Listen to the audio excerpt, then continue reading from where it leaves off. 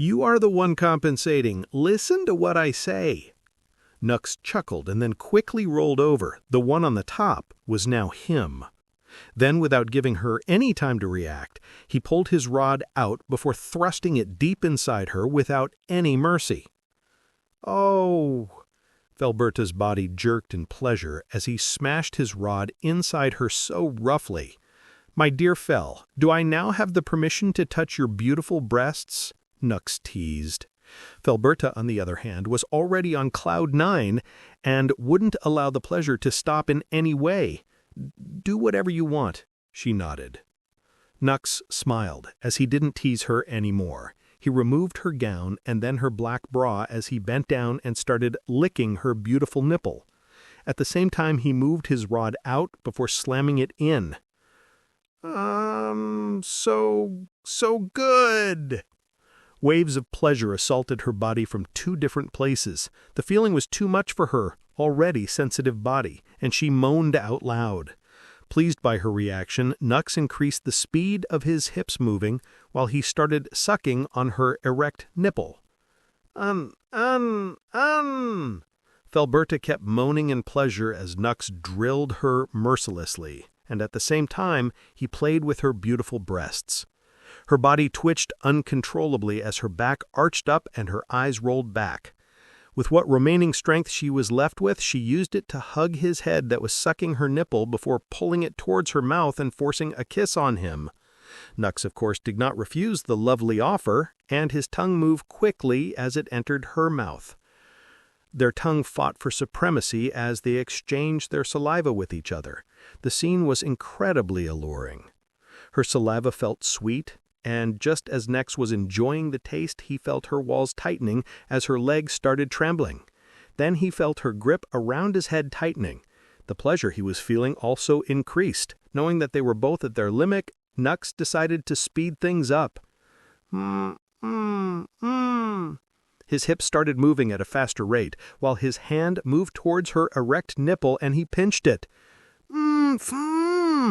The pleasure shot up through the roof, and Felberta's whole body twitched uncontrollably before her juices gushed out. Nux also performed one last thrust before he filled her insides with his jizz. Then he felt Felberta's grip weakening. He kneaded her soft breasts gently as he lay right beside her. "That felt good," he muttered softly as he grabbed her from behind and touched her body all over. Felberta let out a soft too tired to say anything else. Feeling that she was tired, Nux decided to stop touching her, but just as his hands were about to move away, Felberta grabbed his hand before placing it on her breast. She let out a small again, letting Nux guess what she wanted to say. Nux, of course, did not disappoint, and he smiled before he started caressing her breast gently. The 2 of them cuddled for a long time before they slept. The next day, Nux and Felberta woke up. There was a big smile on Felberta's face. Suddenly, Nux remembered something and apologized. "I am really sorry." "What happened?" Nux didn't say anything and directly brought out the 3-star armor she gave him. "I destroyed your family treasure," Nux muttered guiltily. Felberta's eyes widened in disbelief when she saw that huge hole in the armor. She touched Nux's chest in panic as she questioned, "Are you okay? Were you hurt somewhere?" "I'm okay, but don't worry about it. It's just armor after all. It was meant to protect someone, and it did." Felberta waved her hand nonchalantly. Nux nodded and smiled a little. He knew that she was just trying to act nonchalant. How can the armor not be precious if it was treated as a family treasure by a Viscount's family? But how did it get damaged so badly? Even a 3-star beast can only dent it. How can there be such a big hole like that? "Didn't you see the 4-star beast's corpse?" "Right, wait, but you said that you can defeat a 4-star beast easily. How did this happen then?" I said I can easily defeat a 4-star beast now. I wasn't that strong back when I fought it. Also, this didn't happen because I was weak." Saying that, Nux took out his broken sword. "My sword broke when I was defending against its attack. If it weren't for that, I could have defeated it easily." Felberta widened her eyes in horror. How strong must an attack be to break a 2-star sword and then a 3-star armor? What if that attack had landed on Nux? Then she glanced at Nux with a worried look. Knowing what she was thinking, Nux smiled as he patted her head. Don't worry, as I said, I'm strong. I did defeat a 4-star beast without a weapon, right? Only then did Filberta realize that even after losing his sword and armor, he still defeated a 4-star beast and came back uninjured. Although he had the healing potion, it can't heal if the injury is very deep. He's really amazing, Filberta thought inwardly. Now that I destroyed your family treasure, how about I compensate you with my body? Why not? Filberta laughed out loud as the two rolled over each other and started another round of pure bliss. For the next whole week, Nux spent his blissful days under the skirts of Filberta, Skyla, and Lane. He was really happy to get back to his previous schedule. Although he did not gain any decent improvement in his strength, the pleasure he felt and the happy smiles his women had the whole time was enough for him. However, this did not mean that he didn't work. A day ago, he activated his Conceal and left the kingdom to enter the Woods dynasty. He then entered one of the most renowned merchant companies before sealing a few of their products. No, he did not buy them, and he did not feel even the slightest guilt in his heart while stealing them. It won't affect a big company like this one if I steal some of their goods. Thinking that, he stole whatever he found was good and returned it. It took him 2 days to leave, steal, and return. After that, he spent another blissful day before it was time to meet Annis, the maid of the royal palace, who is out on her week off. Right now, Nux was wearing an expensive-looking purple-colored robe. Combined with his raven hair, his hypnotic golden-colored eyes, and exquisitely carved face, he looked amazingly charming. Looking like that, would you even need to bribe that Anise girl at all? She might even agree to do anything for you, say, just so she could talk to you for a little longer. Filberta snorted. Although they didn't say anything, from the way they were nodding, Skyla and Lane completely agreed with her. I can bribe her with my body, can't I? Nux chuckled. Filberta just snorted in answer, neither agreeing nor disagreeing. Ha ha ha! You are so cute. Now tell me, do I look good? Nux questioned with a charming smile. The 3 women nodded. Lane even had a blush on her face. Then why don't you 3 give me a good luck kiss on my lips? The 3 of them nodded again with bright eyes before coming forward one by one and sealing his lips. After tasting all of their lips, Nux turned toward Skyla and nodded. I will be counting on you today. Skyla nodded with a determined look as if she was going into a war.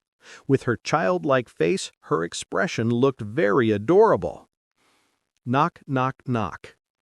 An hour later, Skyla knocked in front of a door of an unknown house. The door opened, and a girl in her 20s appeared. She was Annis Welch, a 27-year-old girl who works as a maid in the royal palace. She had blonde hair, crystal blue eyes, a small nose, and cherry red lips. She had cute freckles on her face and a thin body.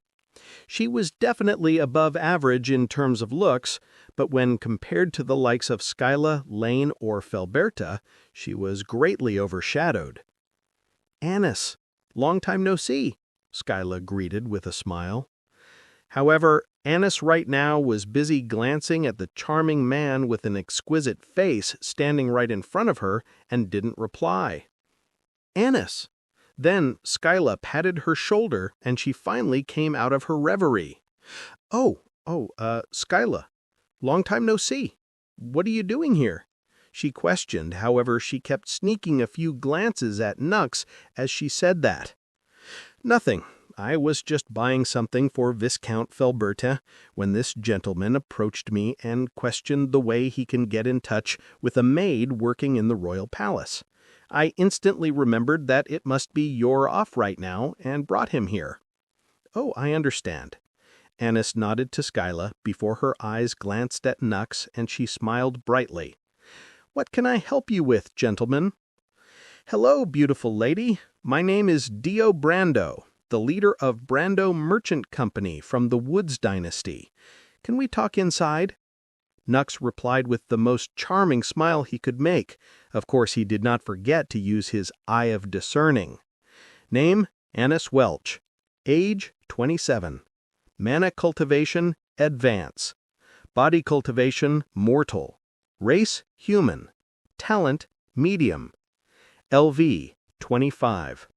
HP, 280 by 280. MP, 390 by 390. STR, 29. AGL, 34. VIT, 28. STM, 32. INT, 40. DEF, 28. His smile seemed to have worked as Annis's face turned a little red as she replied, Oh, I'm so sorry. Please come inside. Then I'll take my leave, Miss Skyla muttered. Miss, I am thankful for your help. Don't mention it, Skyla replied. Skyla, don't forget to meet your best friend later. Come over tomorrow, we'll catch up. Yeah, I'll come. Skyla wondered when she became her best friend, but since she didn't want to sound rude, she nodded before leaving. Looking at her expression, I think the first step will be easy, she thought inwardly, as she continued searching a few shops to continue her act before leaving. On the other hand, Nux entered Annis's house and sat on a chair. I'm really sorry.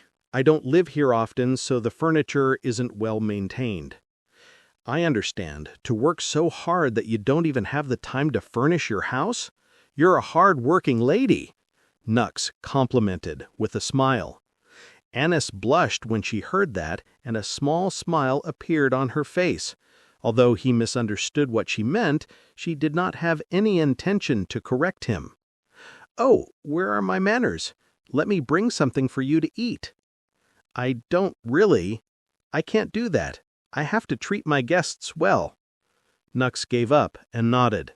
Of course, he used his sense to see if she was doing or thinking anything weird, but seeing that she was just making tea with a blush, he smiled and shook his head. A few minutes later, Annis returned with tea and some cookies. I'm sorry for the wait. It's not a problem. Then he drank a sip before his eyes lit up. Delicious. Waiting for a few minutes? I can even wait for hours to drink this tea. Your hands are simply magical, Nux praised wholeheartedly. Annis blushed under his praises and smiled. This man in front of him was really pleasing to the eyes. Not only that, he was even polite and respectful to her, unlike all other rich men who treat her like nothing. Annis had a good impression of him. She then sat on the other chair and questioned, Sir Dio, may I know your purpose for coming here? You see, my Brando Merchant Company is new, but I can guarantee you that the products we have are all high quality.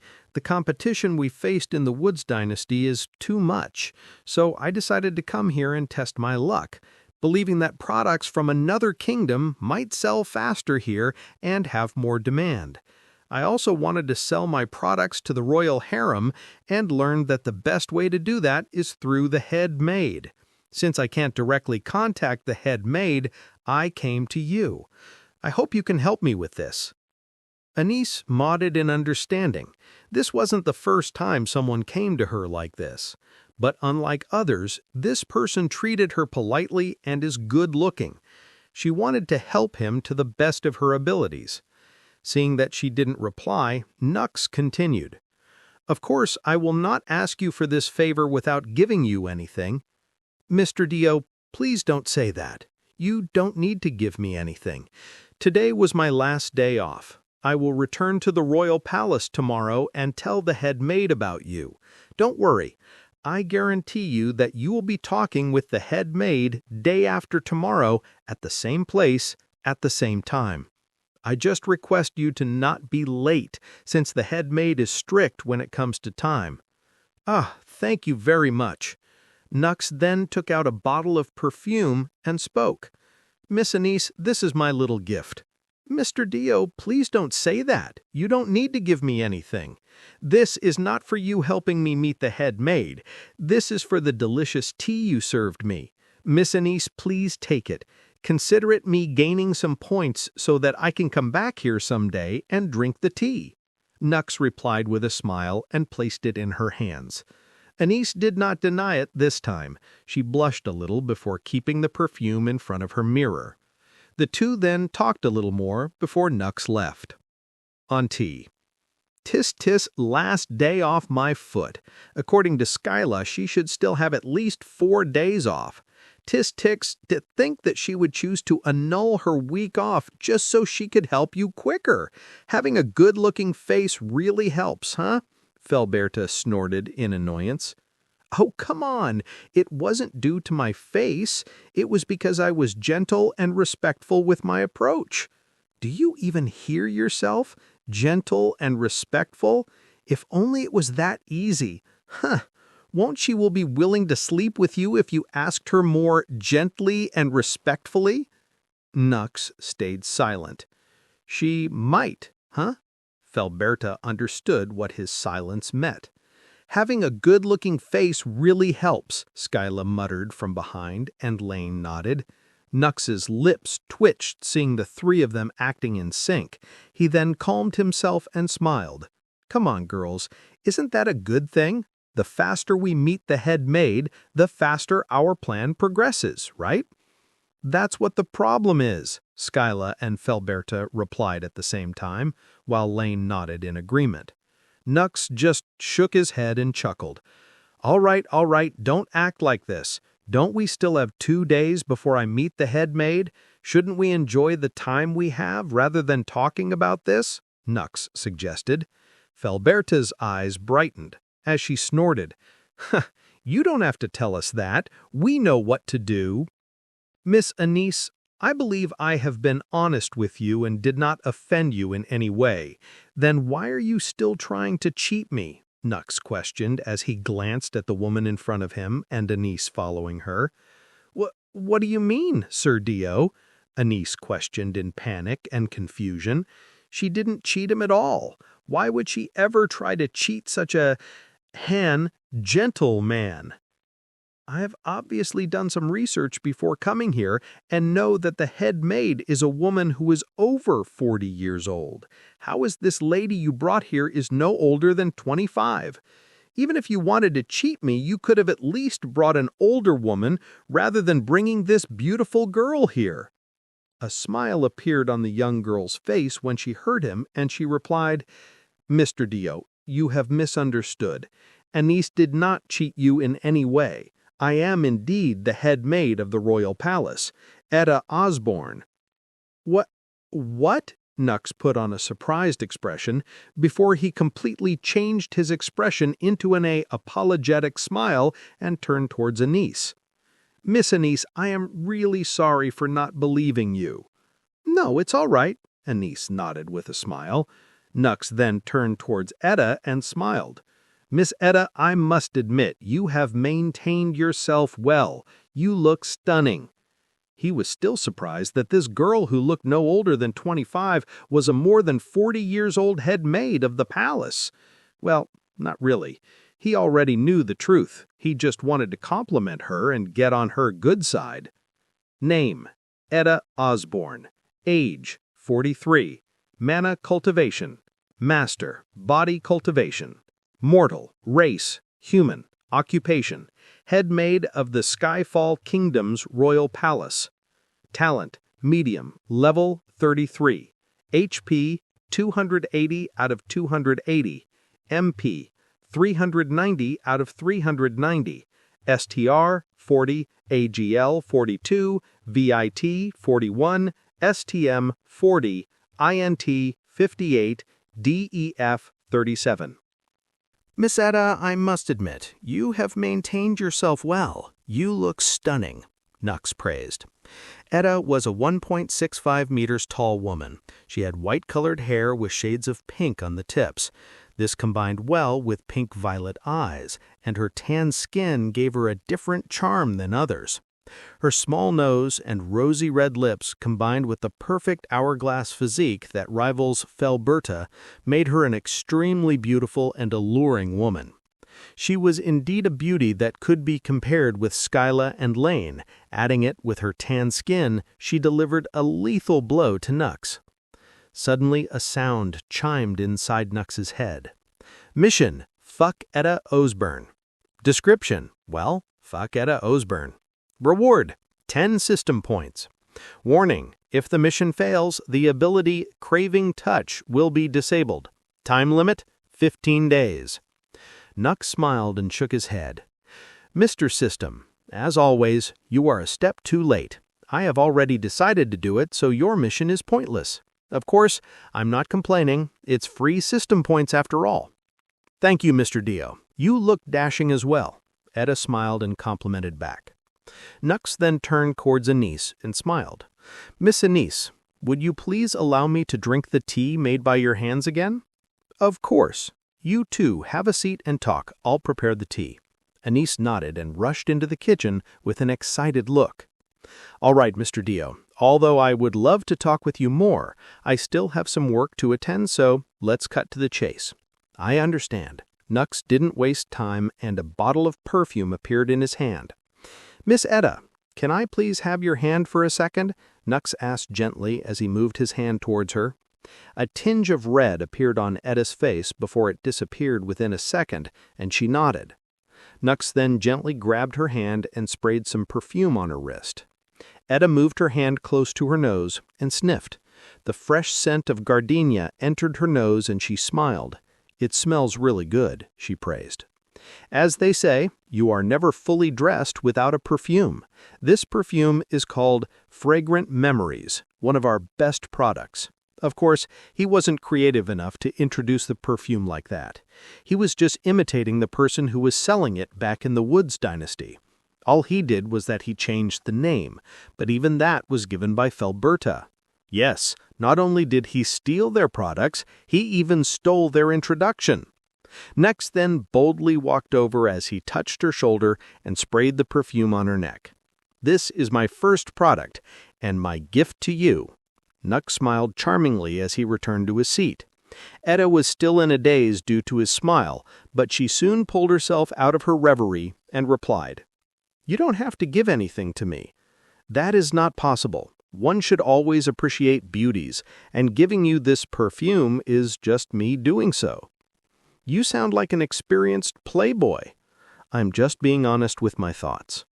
Etta smiled a little. Nux then brought out a purple-colored gown and introduced. Next is this beautiful, made of pure silk gown. It will add 2 extra stars to the beauty of any girl who wears it. Nux then kept introducing a few more items as they drank the tea made by Anise. An hour later, Nux decided that it was enough and stated, I still have a few more items with me, but I know that Miss Etta is a busy person. How about we meet tomorrow? The Silver Moon restaurant is really popular here. How about we meet at the same time? Mr. Dio, I still have some time. We can finish this today. We don't need to rush it, do we? Or is it that you don't like spending some time with me? Did I do something that offended you? Nux questioned with a slightly sad look. No, of course not. Rather, meeting you was a really pleasant experience. All right, we will do as you say, and I will meet you tomorrow. Something inside Etta forced her to agree when she saw his sad look. She had a good impression of this man. Although he had dealt with many merchants, and many of them praised and bootlicked her a lot, most of them only saw her as a golden egg-laying hen. Nux, on the other hand, looked genuine with his compliments and treated her with respect as well. Not only that, he was very pleasing to the eye. Then it's decided. We will meet tomorrow then. Nux stood up and offered his hand to her. Etta smiled as she grabbed his hand and stood up. I will make sure to free enough time and sit with you for a longer period. Nux smiled as he walked her to the door and answered, I would be grateful for that. It was pleasant meeting you, Mr. Dio. Pleasure's all mine, Miss Etta. As Etta walked away, Nux sighed before he glanced at Anise. What do you think? Did I manage to get on her good side? Don't worry, Mr. Dio. I can guarantee that she had a good impression of you. Oh? How are you so sure? Do you remember headmaid Etta saying that she was busy and has some work to do? Nux nodded. She wasn't just saying it for the sake of just saying it. She really had something to do. She told me that she had to leave in half an hour. However, she sat here and talked with you for an hour and was even ready to sit for a longer time. She is a person who is very strict with time. She never does what she did unless the person she is talking to is a high-ranking noble or she has a very good impression of the person in front of her. And trust me, no one has managed to get into her good books in just one meeting. Nux smiled when he heard it and muttered, "Guess I got a little lucky then." "Ah, headmaid Etta, you are here. This way, please." A waiter bowed respectfully and pointed at a certain room. Etta raised her eyes when she saw that. Although she was treated with respect everywhere she goes, it wasn't to this point. She shook her head to shake off these useless thoughts as she walked into the room the waiter pointed to. Entering the room, she saw Mr. Dio wearing magnificent black-colored robes as he sat on the chair. When Mr. Dio's eyes fell on her, they brightened as he quickly walked toward her with a smile. "Miss Etta, you look even more stunning than you did yesterday." He complimented as he offered his hand to her. Etta held his hand and a small smile appeared on her face. She put up some makeup on today and was glad that he noticed it.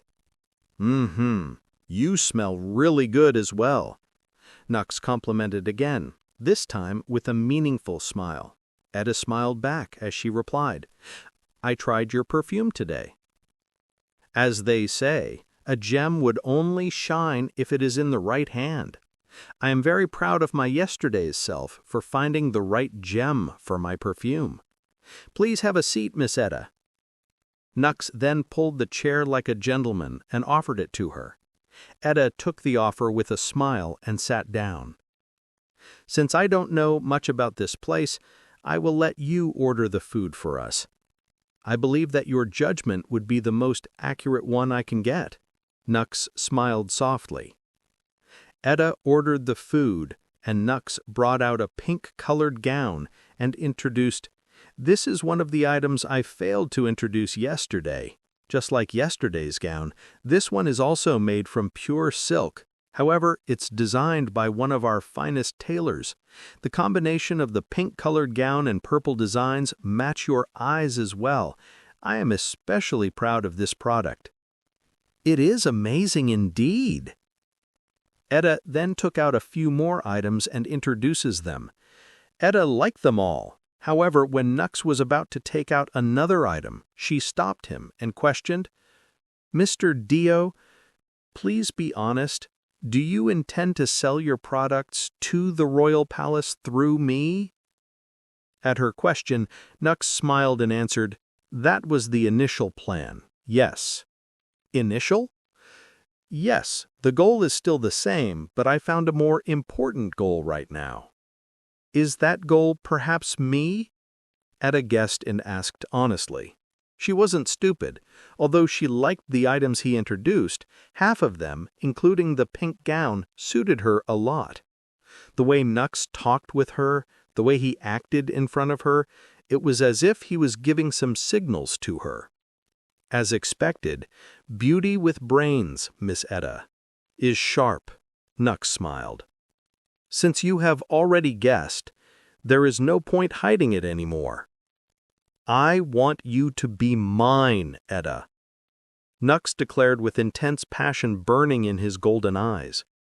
Etta was taken aback by the intense look in his eyes.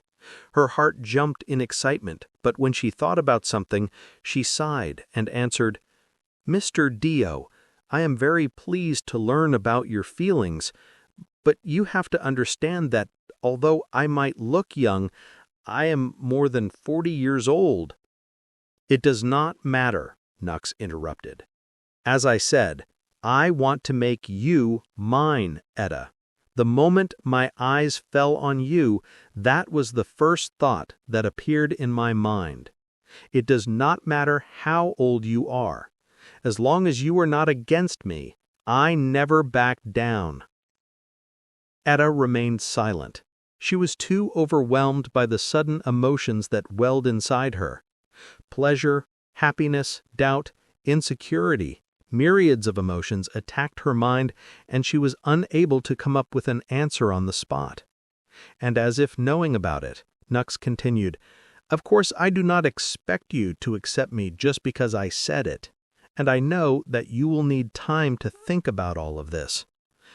How about this? 2 days later, we will go on a date. We will spend a full day together. We will go shopping, watch some plays if you like, have breakfast, lunch, and dinner together. And after that, it will be up to you. Of course, if you still can't decide by then, we can go on another date next week, and we'll keep on doing it until you make up your mind." "We can do that?" Etta muttered quietly. "However, I will warn you before." Nux then walked toward her, before he moved his face closer to her and lifted her chin. "I am a very possessive man. Once you accept me, you will be mine. I won't let you get away from me," he whispered seductively. Etta's heartbeat quickened and her face turned red. Too close! He was too close. As if hearing her thoughts, Nux moved away and smiled. However, Etta, who should feel better now that his face was away, felt a tinge of disappointment welling in her heart. Now that we have talked about this, I think it's time to end the meeting." Suddenly, she heard Nux muttering and felt more disappointed. "Pat," but then she heard a sound and saw Nux bringing his chair next to her. "But, since we still have time, why don't we spend it together? I am still hungry. Shall we order food?" He also grabbed her hand as if it was the most natural thing to do. However, for some reason, Etta didn't reject him either. The two then spend some time together before Etta suddenly remembered, "Mr. Dio, I am very sorry that I forgot about it. I can't go on a date with you 2 days ago. As I am head maid, if I want a day off, I need to apply it a week ago, so we'll have to postpone it for a week." Nux did not take it to his heart and smiled. "Don't worry, Etta. We'll take it with your pace. I have already told you where I live. You can always send me a message, even if you want to postpone it for another week." No, I won't postpone it more. I want to go on a date as quickly as possible as well." "So how did it go with the head maid?" Felberta questioned as she sat beside Nux and stroked his large dick with her soft hands. It was good. I asked her out on a date. Nux replied as he moaned in pleasure. He then picked her up, placed her on his right thigh, grabbed her large breasts. "So quick." "Well, your man is an incredible man after all." Nux smiled as he removed her clothes and started kneading her breasts before flicking his finger on her sensitive nipples. Felberta's body jolted in pleasure before she questioned, "So, when are you going?" "She told me to meet after a week, but I believe I will receive a message to change that, and I will go with her 2 days later," Nux replied. "How are you so sure?"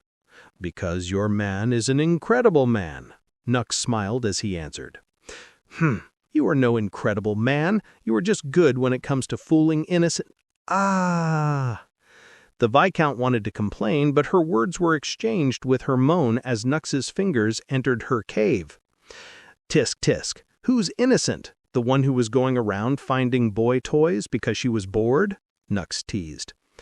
Felberta wanted to retort, but Nux's fingers were causing chaos inside her walls, touching all her sweet spots, causing her little sister to shiver in pleasure. However, she has already been with him for more than 2 weeks. How could she take his jab without doing anything in answer? She increased the speed of her hand and used another hand to cup his balls. The pleasure Nux was feeling increased and his fingers slowed down. At least I am not shameless enough to become someone else's boy toy. She retorted back with an expression that expressed her victory. However, she couldn't keep it for long. Nux already knew everything about her body. Not only that, the craving touch makes her body much more sensitive to his touch. How could she possibly resist him? Nux's fingers moved again, this time a lot faster than last time, and Felberta's body trembled in pleasure. Nux then placed her body on the bed before sliding his penis in front of her entrance. Don't tease me anymore. Felberta's body twitched while her little sister screamed in frustration. Do you believe that your man is incredible? I do. Felberta quickly accepted her defeat.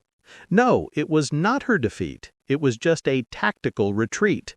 She will give in to pleasure this one time and would soon plan another attack and think of another way to dominate him.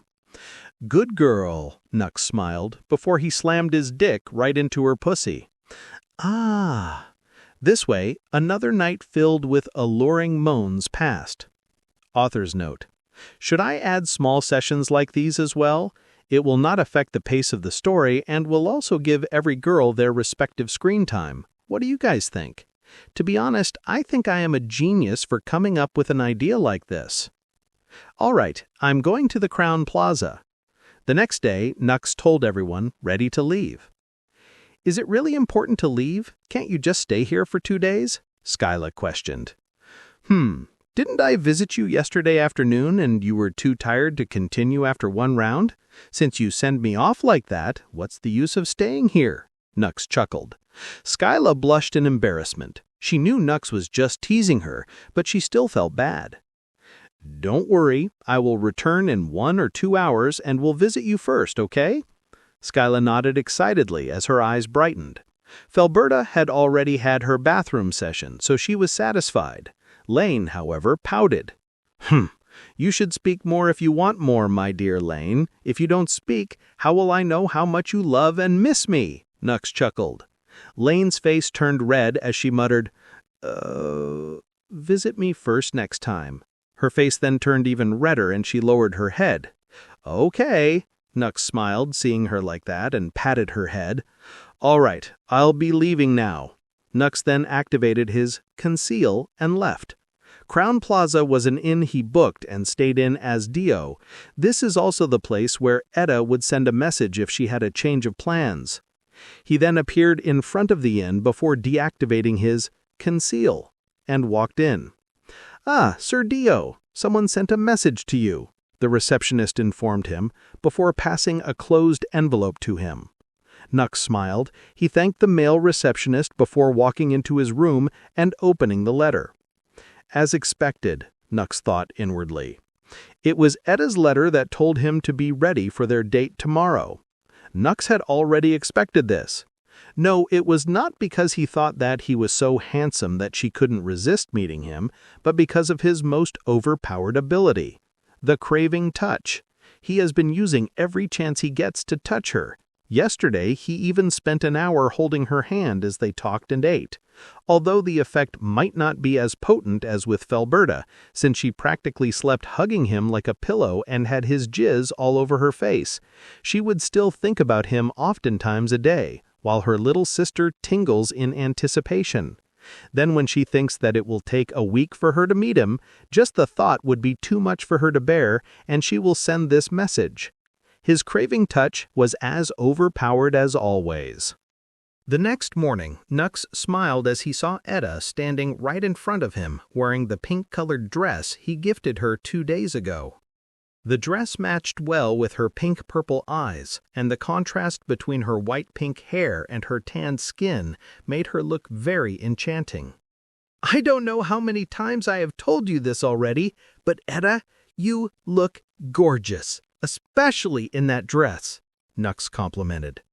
He was very proud of his choice when he bought the dress since it matched her eyes so well. He then extended his hand towards her with a gentle smile. A small blush appeared on Edda's face before she grabbed his hand and replied, "You also look as dashing as always." "Thank you. Then shall we enter the carriage?" "Carriage?" Edda muttered in surprise. "We can't enjoy our date here in this city, Edda. There are many eyes here," Nux replied. Thinking about it for a while, Edda nodded as well, and the two walked towards the carriage Nux had prepared. Like a gentleman he was, Nux first helped Edda get into the carriage before climbing in as well. Of course, Edda was a master stage cultivator, so she didn't need his help, but Nux wasn't going to miss the opportunity to get into her good books. The two of them sat inside and the carriage started moving. Of course, Nux did not forget to hold her hand, which she allowed with a slight blush on her face. "His hand feels warm," Edda thought inwardly, before her attention was grabbed by Nux's question. "So, Edda, although I want you to be my woman, I recalled that I don't know anything about you. So while we are waiting to reach our destination, how about you tell me something about yourself?" "Well, there's nothing really special about me. My mother was the previous head maid of the royal palace. As for my father, I don't know who he is." Her face was full of disgust when she talked about her father, however. A thin smile appeared on her face as she continued. "My mother worked very hard. Starting from a normal maid, she rose and became a head maid. She then put all her efforts to train me as the next head maid. She made sure that I live a comfortable life ahead." Nux smiled as he recalled his mother from his past life. "Mothers are the best, huh?" There was a bit of melancholy in his voice. He was missing his previous family. However, he had already accepted that he had died and won't be able to see them anymore. He shook his head and a mischievous smile appeared on his face. "So, how is my mother-in-law right now?" However, a sad look appeared on her face as she replied, "She isn't here in this world anymore." "None." Nux turned silent and didn't say anything more. He just tightened his grip around her hand to show her that he was here with her. "Oh, come on, it's our date! We shouldn't have this environment right now. My mother must be watching me from afar. She would kill me if she sees me being all emotional on my date." Edda then smiled brightly as she chimed. Nux smiled as well. He knew that she was sad, but he respected her for thinking about this date and trying to lighten up the room. He moved closer to her as he held her waist and smiled seductively. "You are right. You can't be sad right now, since I need to prove to my mother-in-law that I am indeed the best person his daughter can be with. How am I supposed to do that with you being all emotional, huh?" Edda blushed in embarrassment as she lowered her head. Nux was too close to her, but since it felt really good, she allowed it. A small smile then appeared on her face. Nux's eyes brightened up and he chimed. "Nice! That's what I was talking about. Look how beautiful you look with that lovely smile of yours. Smile more, more." Edda smiled more as he requested. Her face turned even redder than before. Their carriage then entered the lucky spring city. Their date continued as they first had breakfast and then did some shopping before having their lunch. They also watched some plays and then entered a fete to play some games. After they had dinner in a famous restaurant and were walking around at the night, hand in hand, Edda was looking at Nux with a weird look. Feeling strange due to her gaze, Nux furrowed his brows as he questioned, "Why are you looking at me like that? Am I too handsome?" "No." Nux then made an exaggerated expression as he replied, "What? Are you telling me I'm not handsome? How is that possible? You must be the first girl who thinks that. Are you sure your eyes are okay? Come on, tell me how many fingers are these?" "You're a narcissist," Edda chuckled. Nux then fixed his hair as he replied, "Of course I am. Gods won't bless everyone with a face like this." Edda laughed out loud, seeing him acting like that. "Still, why were you looking at me like that?" Nux questioned. "I just find you weird," Edda muttered. "What? How?" I just thought that you would drug the dinner we had and then take me to an inn and ravish me. But you didn't." Her voice was very low when she said her last sentence, and there was already a blush on her face. She even looked a little disappointed. Nux halted his steps when he heard her and looked at her weirdly. "Woman? What kind of sick thoughts run wild inside that head of yours?" "Woman, what kind of sick thoughts run wild inside that head of yours?" Nux couldn't help but exclaim out loud when he heard her. Is this woman okay? That thought didn't even cross his mind. Where are they? In a novel? And why the hell does she look disappointed? Seeing his reaction, Edda's face turned red in embarrassment and she lowered her head. If it was an anime world, smoke would have come out of her head. That was how embarrassed she was. Nux didn't know what she was thinking, but what he knew was that he had a chance, and a big chance at that. "Ha! I can't believe you were thinking that." Stop! Don't laugh." "Stop!" Edda nearly cried out. Suddenly she felt Dio pulling her and pinning her to a nearby wall in a nearby alley. Her heart started beating quickly, and her face turned even redder. She looked at Dio's face, which was very close to hers in excitement and anticipation. "Edda!" Nux called out as he moved his face even closer to hers. Gaining her attention, he continued, "I think you have misjudged me. When I said I want you to be mine, it did mean your body, but I want your heart to be mine as well. I want all of you. I'm not stupid enough to cheat you for a moment of pleasure and then leave you for any other stinky man to have you. I won't allow that." Edda's heartbeat quickened even more. She could feel that her heart was so excited that it might even burst out. She felt unusually happy when she heard, "I want all of you," and a small smile appeared on her face. Then she felt a finger lifting her chin up. She looked at Dio's face, which was moving even closer to her, and his red lips were moving forward into a pout. Although she looked young, she was a 40-year-old woman. She wasn't someone innocent, and she knew where this was going. She felt different emotions assaulting her mind: fear, excitement, nervousness, and anticipation. Her pink-purple eyes looked into Nux's golden eyes that were filled with unconcealed desire and passion. Just as she noticed his gaze, her anticipation won and dominated all other emotions. She closed her eyes and decided to let him do whatever he wanted. She did not have to wait long, as she felt an extremely soft pair of lips touching her own. As if they had their own will, her lips moved forward and mingled with his. Nux's lips sucked her lower lip, while hers sucked his upper one, before they exchanged the targets. They shared a long kiss before Edda felt Dio's lips moving away. In that instant, her mind was filled with disappointment. She didn't want things to end this soon. She wanted more. That being said, she then heard Dio's voice. "Although I did not plan to drug your food and force you into my bed, I did book an inn for a night to ravish you." Edda's face turned red as she opened her eyes in surprise. "You booked an inn?" "Of course, a man should always be ready in case he gets his chance. Of course, it all depends on you. If you don't want it, I won't force you." Nux left the decision to her. Edda's thoughts moved quickly.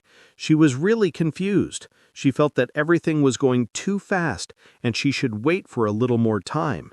But she also anticipated how it would feel, and her heart burned with excitement. She wanted to grab her hair and pull them. She was just too confused. However, before she could think too much, Nux's voice sounded in her head.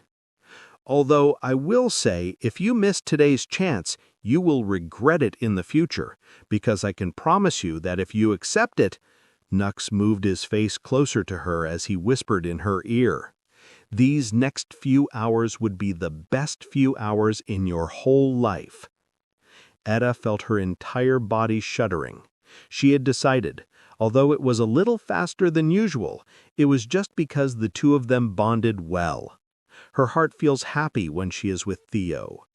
She even wished that the time slowed down so she could spend more time with him. Yesterday, when she was working in the palace, his face was constantly appearing in her mind. She wanted to see and meet him quickly. The feeling was so intense that she used some of her connection to force the person looking over all the holidays of palace maids to give her a holiday today. Then she glanced at Dio, who was looking at her with eyes filled with desire, and felt a twitch in her vagina. Then she took a deep breath and finally made her decision. She would do it. She would experience her first night tonight. Right now, Nux was standing in front of Edda, and from her stiff movements and the redness that never left her face, he knew that she was nervous and excited at the same time. He smiled and walked toward her with a smile, and picked her up in his arms. Edda exclaimed in surprise due to his sudden movement. Nux then placed her stiff body on the bed and smiled in satisfaction. Looking at how she was avoiding his gaze, he chuckled as he promised inwardly to make this her best night. Nux's hands moved towards her gown, and he then started removing it slowly. Whenever his hands touched her skin, Edda's body jerked, showing how nervous she was. "Calm down, I am not going to eat you," he spoke gently as he patted her head. Then, as if he thought about something, he corrected himself. "Well, I am going to eat you up, but you don't have to be nervous about it." His face had the same gentle smile as before. Edda's lips twitched. "Can you not contradict yourself? I am already very nervous here." However, since his head pats felt good, she allowed him to do what he wants. What she didn't notice was that her body had calmed down as she was thinking about all this. Nuxes then removed her gown and muttered in surprise, "Oh, a serious head maid of the royal palace wears a sexy black-colored bra and panty? That's surprising." Edda blushed, but before she could say anything, Nux continued, "Of course it's a warmly welcome surprise. You look very alluring, especially this combination of untanned and tanned skin of yours." Nux complimented before he bent down and sealed her lips. This time, however, his tongue took the charge and moved into her mouth. What surprised him was that, though timid, Edda's tongue responded to his tongue, and the two started mingling with each other. His hand didn't stay idle, as he quickly removed her panty and the bra, freeing her large, milky breasts. Then he ended the kiss as his lips traveled down, kissing her chin, then her neck, and her shoulder before moving to her breasts. Just as he kissed her nipple, he felt her body twitch. Then he kissed her pink nipple again, before he started licking it. Seeing her moan like that, Nux thought about something. Was my theory correct? Do all large-breasted women have nipples as their weak point? He then shook his head inwardly as his hand moved towards her little sister. He circled his finger around her entrance, teasing her to his heart extent. Her body twitched even more. She tried moving her body a little so she could get his finger inside her pushy, but Nux just smiled and moved his finger away. Don't do it. Don't do it. Don't tease me. I beg. You." Nux frowned as he glanced at her. Then he noticed her eyes had tears gathered in the corner, ready to fall at any moment. Why is she so sensitive? Is it because of craving touch? Nux shook his head and hurriedly plunged his middle finger into her pushy. Edda's body twitched a little, and she came. She came just after Nux's finger entered her vagina. "You came?" Nux questioned in surprise. Holy, how is this possible? Was his teasing a little too much for her? Was it because of craving touch? Did its effect get stronger with him as well? But that shouldn't be the case at all. He had read everything about his abilities, and nothing like this was mentioned. "I'm fine. You can continue." He was pulled out of his reverie by her voice. Then he glanced at her face, and rather than looking tired after coming, her face screamed anticipation and her want for more. This woman is a little weird. Of course, Nux did not complain about it at all. He smiled evilly as he plunged his index finger inside as well. His fingers then moved into her canal slowly as he noticed the changes in her face. As every time he moans or her expression changes, he noted that spot before touching the same spot a while later and confirming his thoughts. On. Within just a few minutes, all her weak points were saved in his mind, and he specifically teased those spots, causing Etta to moan uncontrollably. Our 2x virgin has become a professional now. After he explored her cave like an experienced adventurer, Nux lowered his head and started licking her another weak point, her nipple. Etta's body jerked in pleasure as her cave tightened. Nux, however, didn't show her any mercy. On the contrary, he increased his speed, and his fingers created a blissful havoc inside her vagina.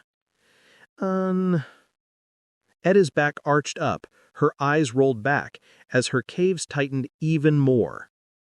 Nux took this chance and bit her nipple. I'm coming. As if a button was flipped, her tight cave loosened and a large amount of fresh juice gushed out. Then her body fell on the bed, breathing heavily. Nux, however, stood up as he placed his already large dick on her entrance and slid it up and down. By any chance, you are not thinking that this is it, are you? By any chance, you aren't thinking that this is it, are you? This is not, Etta muttered as she breathed heavily. An evil smirk appeared on Nux's devilishly handsome face as he replied, "Of course not." With that, he plunged his dick, which was drenched in her juices, inside her in one go. Soon, however, he faced incredible tightness, and he felt that he broke something. She was a virgin? Nux exclaimed inwardly. How could a royal palace maid be a virgin? He has learned a lot about this world and knew that although Skyla and Lane were safe because they were Felberta's maids, not every maid was so lucky. Most of the maids have to serve their masters, and sometimes their masters' guests, without complaining. This was especially true for the maids of the royal palace, which has many visitors. Although a head maid might be able to stay safe due to her status, Etta wasn't a head maid from the start. She started as a normal maid, and her mother's identity as a head maid wasn't enough to protect her. That was the reason why Nux was so surprised. As for her initial stiffness, he just thought it might be her first time with someone she has taken a little liking to. However, feeling her tight walls clenching around his dick as if wanting to engulf it, he knew he was wrong. He wanted to hit himself for being so inconsiderate. He wanted to ask if she was hurt, but seeing her arm covering her eyes as she bit her lips, he knew she was trying her best to hide the pain. He felt even guiltier, but respected her decision of not letting him know and acted ignorantly. He then bent down and started licking her pink nipple, trying to overshadow pain with pleasure. His method seemed to have worked as he heard a little moan. He continued licking her nipple as he kneaded her other breast with his hand. However, as soon as he touched her breasts, she moaned even louder.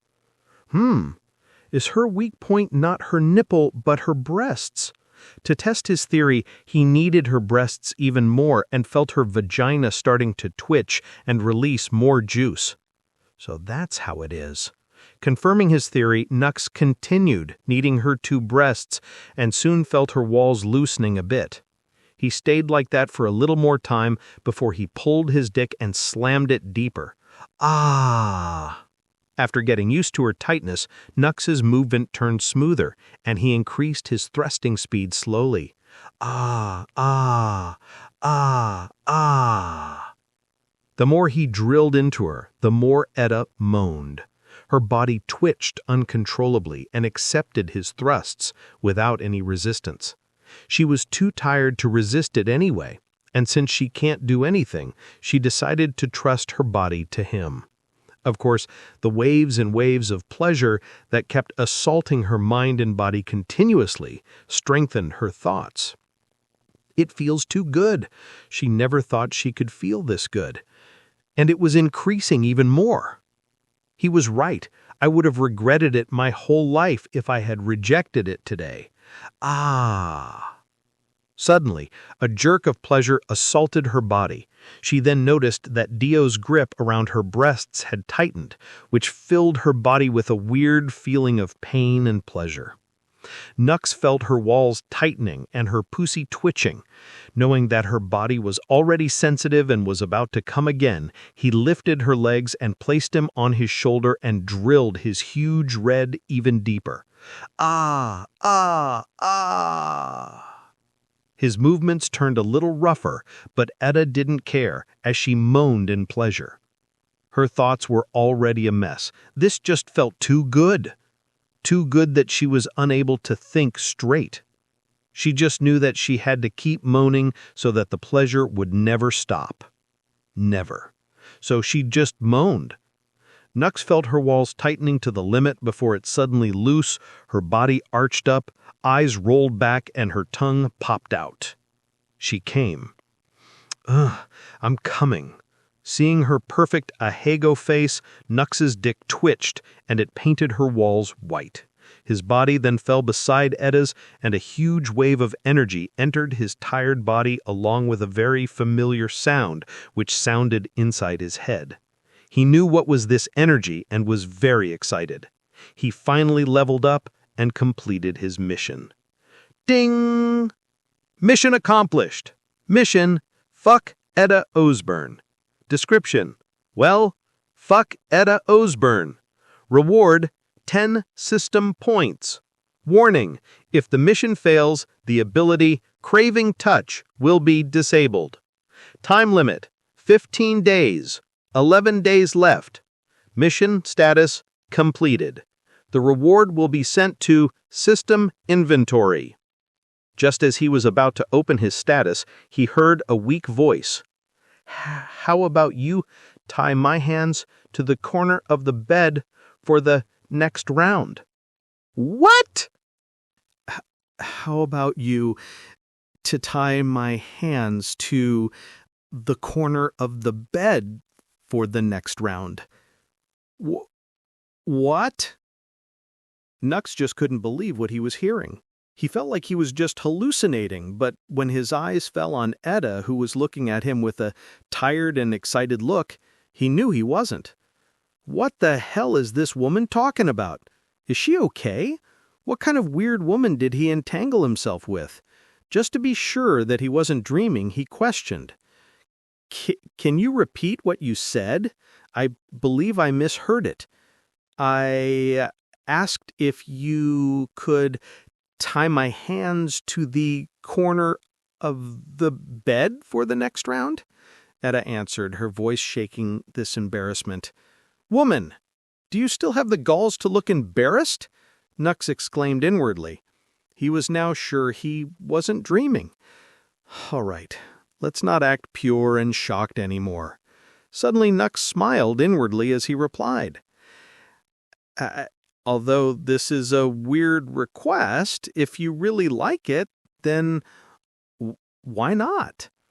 Who was he kidding? As a true man of culture in his last life, how could he not know there were people with weird tendencies and fantasies? Although he was initially shocked due to her request, after he registered it completely, his mind was filled with joy. Who doesn't have the fetish to tie their partner up and have sex with them? He did. Of course, he couldn't do it with Fel, Skyla, and Lane since they wouldn't like it, and he wouldn't force them. Etta, however, was different. She was the one who requested it of her own free will. Who Nux would be an idiot to let go of this one in 1,000 chance? Although he did not have a rope with him, he quickly took out one of his old robes and tore it. He then held Edda's hand before tying them up against the wooden pole that was there in the corner of the bed. It might not be easy to imagine, so here's the picture of that bed. Edda's heart started beating faster when he tied her hands like that. She still couldn't believe that she asked something like that. It was not only Nox who was surprised, she was surprised as well. She didn't know what happened. She just felt that she wanted to try it out, and something in her body compelled her to say it out loud. With both her hands tied to the pole, Nux forced Edda to sit on her knees, in a doggy position, with her ass facing him. Ah, ah. Then, without giving her any time to rest, he plunged his dick into her pussy. She had already orgasmed 2 times, so her body, especially her little sister, was extremely sensitive. Just this one thrust was enough for her pussy to convulse and have a minor orgasm again. Her body lost all her strength, but since her hands were tied to the pole and she was on her knees with Nux standing behind her, she couldn't do anything and was forced to accept everything Nux drilled into her. However, rather than being lost or feeling bad about this situation, a weird sense of pleasure assaulted her body. This pleasure was a lot more potent compared to the pleasure she felt during the last session. "He's treating me like an object," a sudden voice rang inside her mind, and she couldn't believe that it was hers. She just cannot believe she would feel so much pleasure with something like this. However, there was no trace of any of her confusion on her face. Instead, there was a big smile pinned on it. Seeing her smile, Nux confirmed something. She's a closet pervert and she doesn't even know it. He was excited, so excited due to this thought, that he increased his speed and slammed his dick inside her without any mercy. Ha! I didn't know Edda the head maid was a pervert who feels pleasure when others treat her like an object. Ah, ah, ah. Even if Edda wanted to retort or disagree, the pleasure she was feeling was too much, and she was too busy moaning, so she didn't reply. But seeing that wide smile on her face, she didn't look like she disagreed either.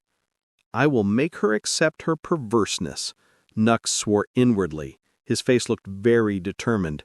Who didn't want a serious-looking but a pervert inside, big-breasted, beautiful woman? Everyone did. Nux then grabbed her butt, but then, oh, ah, ah. She suddenly moaned loudly, and her walls, which were already numb due to pleasure and weren't moving much, tightened. Is her actual weak point her butt? He questioned inwardly. Wait, could it be? Suddenly he thought about a possibility. To test it out, Nux raised his hand and slap. Ah! Slapped her butt. Edda moaned in ecstasy as her walls tightened even more and the smile that was on her face widened. Nux then raised his hand again. Slap. Ah! And he slapped even harder, and this time Edda moaned even louder and her walls tightened even more. A big smile appeared on Nux's face as he confirmed his thought. She's a masochist.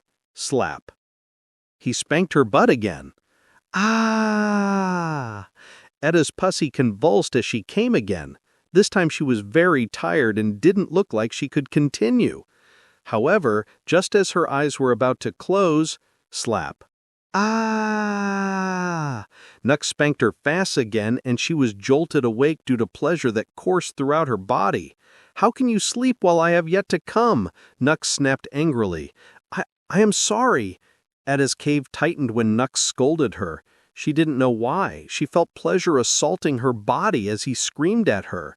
She really liked that feeling. Nux also smiled as he continued drilling and spanking her tired body. He used her as an object without caring about her feelings, and she relished that feeling, even though she knew that she could pass out at any moment now. She had already orgasmed around 7 to 8 times. Even though she was a cultivator, she couldn't continue anymore. Nux also sensed it as he spanked her one last time before unloading all of his milk inside her pussy. Ugh, here, take it all. After he unloaded all his jizz inside her pussy, Edda came again and then passed out from pleasure. Another wave of energy entered Nux's body as he finally freed her hands before lying beside her and opening his stats. Name, Nux Leander. Age, 18. Mana Cultivation, Advance. Body Cultivation, Advance. Talent, Medium. LVL 24 to 28. HP 700 out of 700. MP 450 out of 450.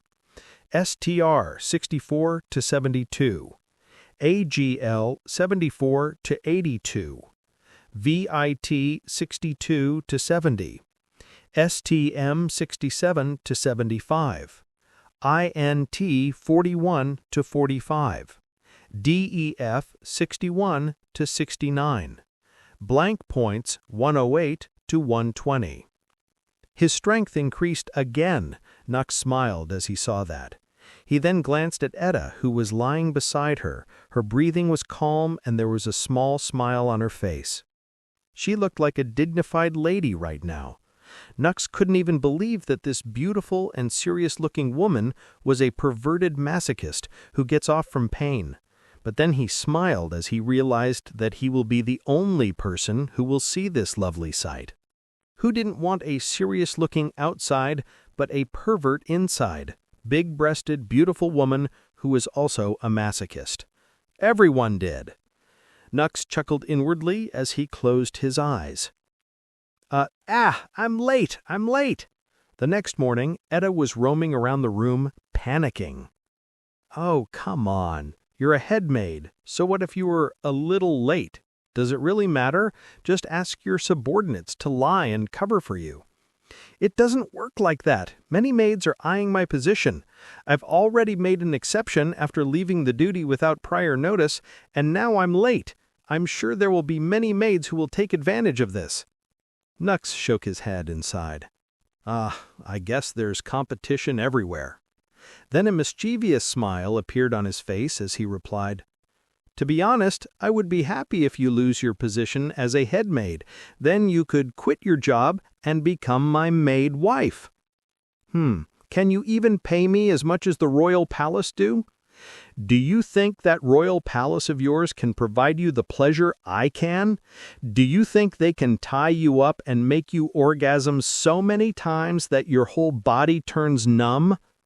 Etta's face turned red, and her little sister trembled in delight as she remembered yesterday night.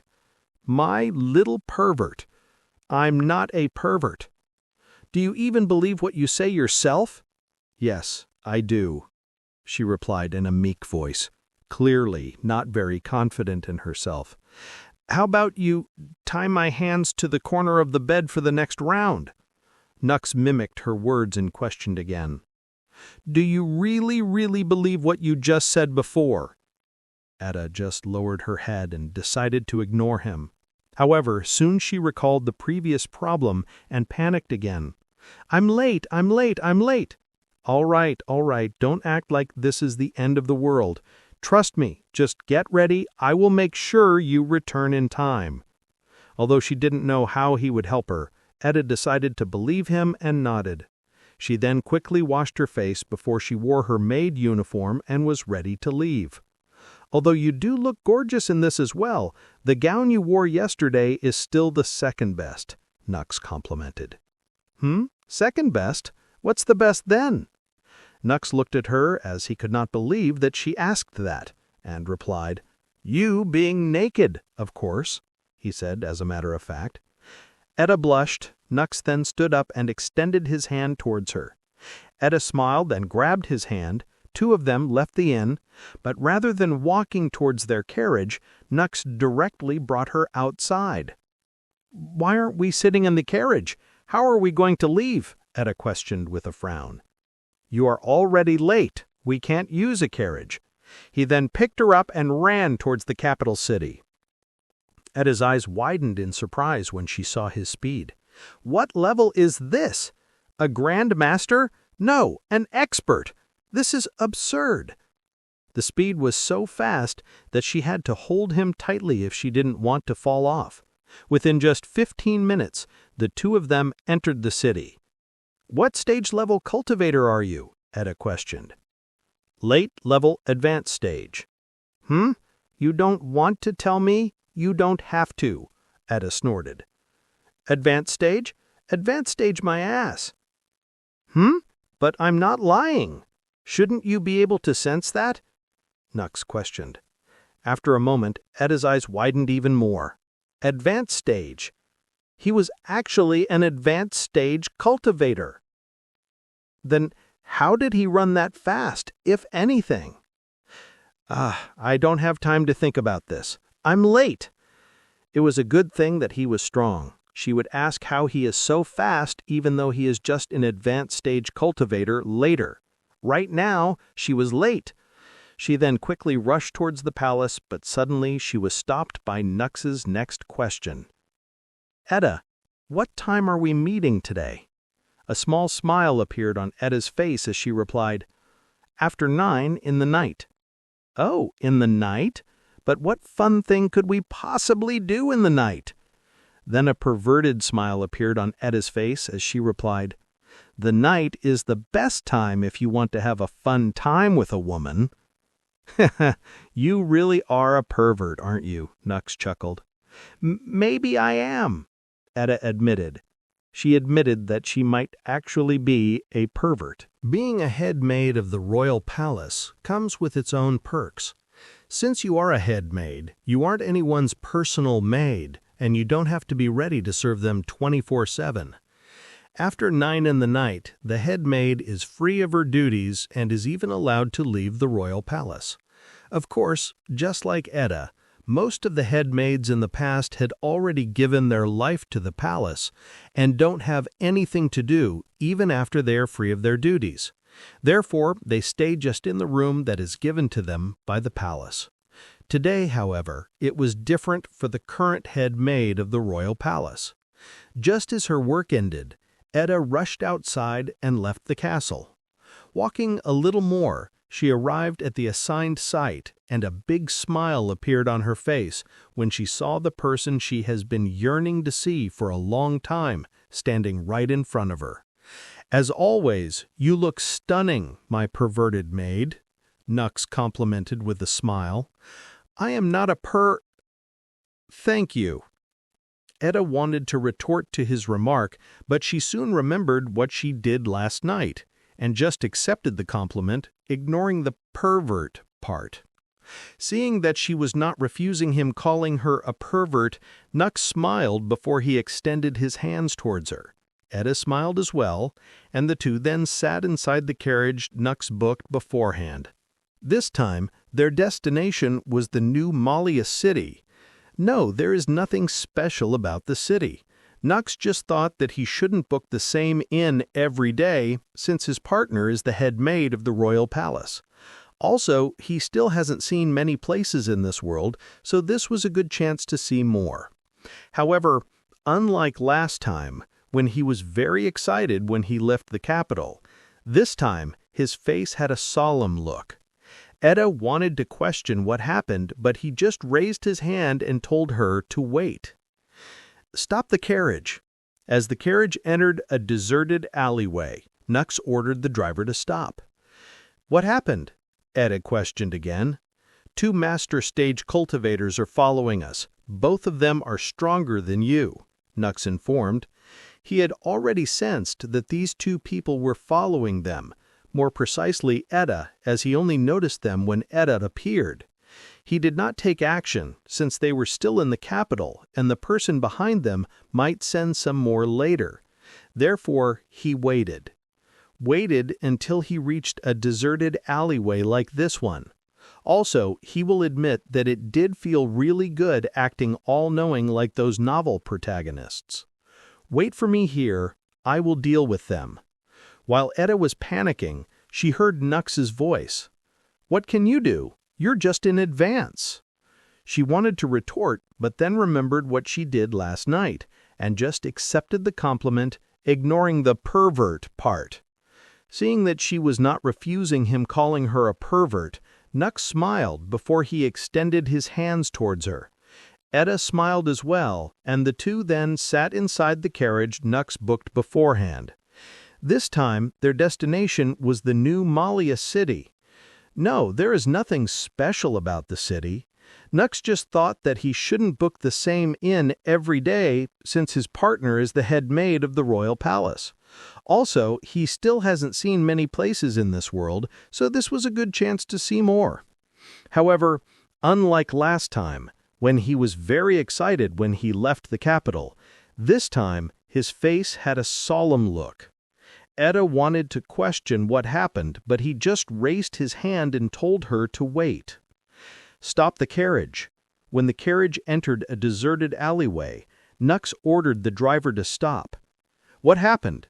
Edda questioned again. 2 master stage cultivators are following us. Both of them are stronger than you, Nux informed.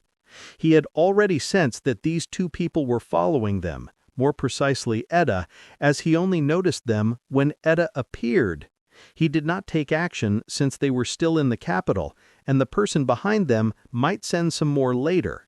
Therefore, he waited. Waited until he reached a deserted alleyway like this one. Also, he will admit that it did feel really good acting all-knowing like those novel protagonists.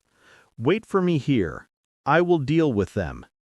While Edda was panicking, she heard Nux's voice. What can you do? You are just an advanced stage cultivator. She wanted to retort, but then remembered the speed he showed her this morning and decided to stay silent. She knew he was a lot stronger than a normal advanced stage cultivator. Nux then activated his conceal before he leisurely walked out of the carriage and walked into one of the houses. Then he entered a room and saw a man covered in black looking outside through a window, clearly having no idea that one of his targets is standing right behind him. Name, Colby Wilton. Age, 55. Mana cultivation, Master. Body cultivation, Mortal. Race, Human. Occupation, Assassin of Marquise Bannermain House. Talent, Medium. LVL, 36. HP, 280 of 280. MP, 390 of 390. STR, 44. AGL, 44. VIT, 46. STMY, 42. INT, 62. DEFF, 39. Bannermain House. Noting that name, he chopped the back of his neck with his hand, causing the man to lose his consciousness. Nux then reactivated his conceal and walked into another house, doing the same with another man. He noticed that he was an assassin of another house, the Hartwick House, which was also a Marquise house. He then dragged his body into the room where he dealt with another assassin before he walked towards the carriage and called Edda. Edda just couldn't believe how calmly and leisurely Dio dealt with these 2 assassins. It was as if they couldn't even see him. They are from Bannermain and Hardwick. Do you know why these 2 Marquises' houses are after you? Nux questioned. How do you know these 2 are from those houses? I am sure that they would never tell you, even if they are dead, Edda questioned in shock. Nux then pointed at his golden eyes as he muttered, I can see everything with these eyes. I don't need them to tell me that. In the dark room, Nux's golden eyes shined. Edda was enchanted by their beauty and was brought back by Nux's question. So, do you know why these 2 Marquises' houses are after you? I do. These 2 houses want to get close to the royal harem through me. Nux was shocked when he heard her. Wasn't their goal similar to his? Nux felt weird when he thought about it as he muttered, You must be very loyal to the kingdom, huh? You are refusing them to the extent they even sent assassins after you. I'm sure they must have promised you some benefits before. Huh, loyal my ass. Didn't the palace provide you with everything you have right now? Shouldn't you be loyal to them? Things aren't as simple as you think, Dio. Did I not say I don't know who my father was? That was not because he died too early. It was just that Etta didn't need to say any more. Nux also understood what she meant and stayed silent. However, a question arose in his mind. Then how'd... I just rose in ranks too quickly. My body was still not fully mature. So they decided to wait. They just failed to calculate that I would become a head maid so soon, so I was saved. And could give my first time to you, she then muttered with a small smile on her face. And could give my first time to you, she then muttered with a small smile on her face. Hee, and thanks to that, I could get a perverted maid all for myself, Nux replied with a chuckle, and Etta blushed. So, if you are not loyal to the palace, why are you not helping them? I mean, I'm sure they must have offered you some benefits before using these methods, right? That is true, and I would have normally helped them, but I just don't get a very good feeling about their house. I had this weird feeling that tells me not to trust them, and since I was small, I have always trusted this type of feeling, Etta answered. I understand, Nux replied as he nodded continuously. At the same time, a big weight was lifted from his head. So, what do we do with them? Nux questioned. What else? Let's just burn their bodies, Etta muttered as if it was the most natural thing to do. Huh? What about the loot? Loot? Yeah, won't you take the things that belong to them? You didn't even check their storage ring. Why would I do that? So that we don't waste resources. You really are a merchant, huh? No, I'm just a perfectly logical man. Nux wanted to scream, but he just smiled. He then took their storage rings and his eyes widened in disbelief. A 3-star sword and 2 3-star daggers. What kind of rich assassins were they? One had to know that a 3-star armor was a family treasure of a viscount. Nux then showed the weapons to Etta, and seeing the normal look on her face, he knew these weapons were not as rare as he thought. No, maybe a person who spent her entire life in the royal palace has a weird perception. Nux nodded to himself before he stored the weapons and the money he got in his inventory. He also kept the storage rings in his pocket.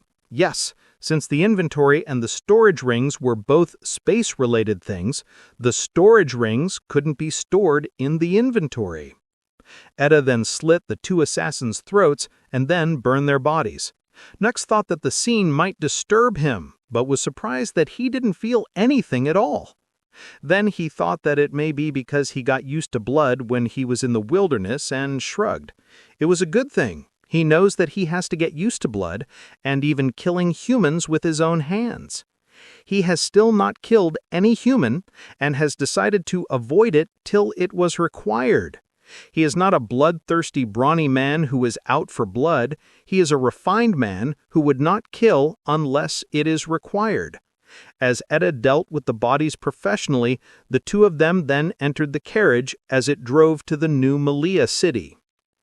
The new view in and inside a room. Right now, Nux was standing inside the room waiting for Etta to return from the bathroom. Since she directly came to him right after her duty ended, she was still sweaty, and she requested to take a bath before they started their blissful night. Nux told her it was okay, but she was adamant about it and quickly walked towards the bathroom. Nux then shook his head in defeat as he walked into the room and waited for her obediently. Half an hour later, Etta, whose hair was still wet, entered the room wearing a white-colored bathrobe. Her cleavage was completely visible, and the loose bathrobe did nothing to hide her perfect hourglass figure. Her white-pink wet hair combined with her tan skin looked very appealing.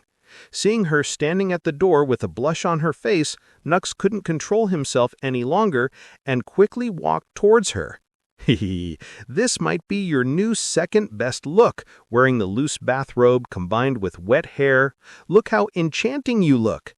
He then quickly pulled her closer to him as he complimented her. What is the best? Oh, yes. Etta wanted to question what her best look was, if this was the second best, but then she quickly remembered what he told her last night and stayed silent with a blush. Nux smiled, seeing her acting all shy. He couldn't control himself any longer and quickly sealed her lips with his own. Her lips were still a little cold and wet since she had just taken a bath. This further improved the pleasure Nux felt as he sucked her juicy lips greedily. Her sweet scent combined with the soapy scent assaulted his nose as he pulled her even closer. Etta too sucked on his lips without thinking anything else. His strong embrace felt safe to her. She sucked his lower lip when he sucked her upper one, and then shifts to the upper one when he sucks her lower lip. The more she kissed, the better she felt. Finally, she couldn't control herself any longer, and her tongue entered his mouth to find its prey. Finding it in an instant, Etta's tongue attacked Nux's tongue that was already prepared to receive the attack, as the two tongues mingled together. While they shared a deep kiss, Nux's hands moved towards her butt before he grabbed them roughly. This sent a jolt of pleasure into Etta's body, causing her tongue to lose its advantage and fell into an unfavorable position. Seeing his method working, Nux continued kneading her butt roughly, sending jolts and jolts of pleasure into her body. Under the assault, Etta's tongue couldn't fight any longer and was quickly subdued by his tongue. Satisfied with his victory, Nux ended the kiss as he picked her up before walking into the room and placing her on the bed. He then lay on top of her, and just as he was about to seal her lips again, her voice sounded. "Wait. Huh? What happened?" Nux questioned with curiosity. Suddenly, ropes appeared in Etta's hands, and she replied with a blush, "How about you tie all my limbs to the corner of the bed today?" How about you tie all my limbs to the corner of the bed today? Nux was dumbfounded.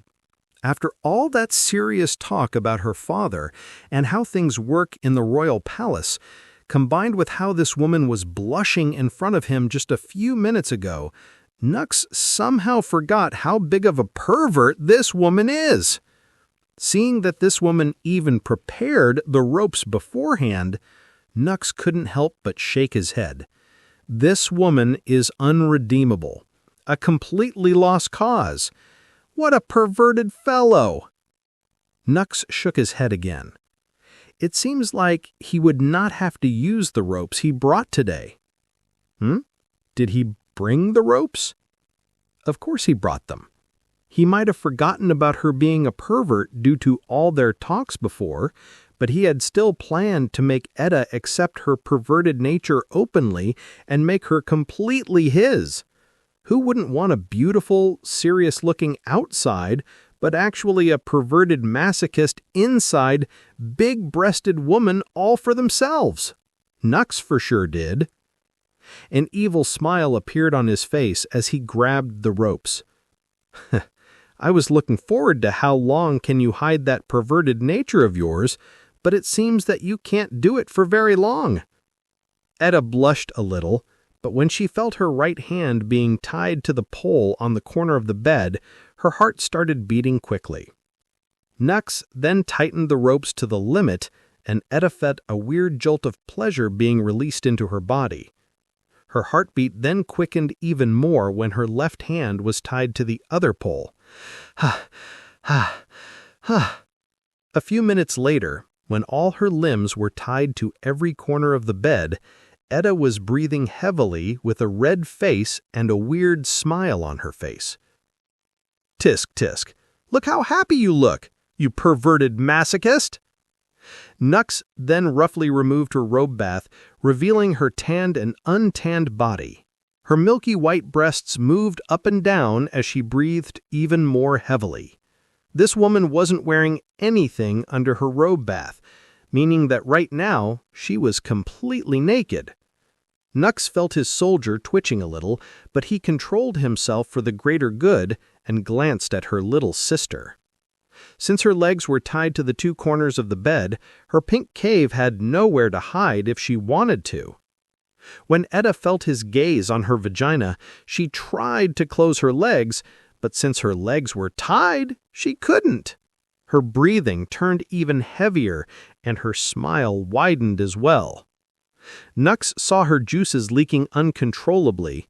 Then, without giving her any prior warning, he plunged his index, middle, and ring finger inside her pussy. Without waiting, Nux's 3 fingers assaulted her weak points roughly, creating a mess inside her walls. Etta's body was already very sensitive when he tied her like that. Her pussy had already started twitching when she felt Nux's gaze on it. Combining all this with his 3 fingers entering and creating havoc inside her insides, the pleasure she felt soared uncontrollably, and she moaned without stop. Tisk, tisk. Look how you are moaning like a slut. A serious and elegant head maid? More like a slut in heat. Nux felt her canals tightening as he said these words. He quickened his fingers' movement and her back arched up. After enjoying the feeling of her squishy walls tightening around his rod, Nux started moving his drilling without caring how Etta felt. His pace quickened as his hips moved back and forth at a very high speed. Although Nux didn't care how Etta felt, the woman was already moaning uncontrollably as waves and waves of pleasure assaulted her body. Her mind was turning numb for pleasure. However, before she could lose her mind completely, Pat. She was jolted awake as Nux slapped her breast. Then she felt Nux's movement slowing down before it turned frustratingly slow. She glanced at Nux, and seeing her smile that was filled with contempt and mockery, her heart raced. She then saw him opening his mouth as he questioned, "Hey, Etta, how about you become my personal pleasure toy?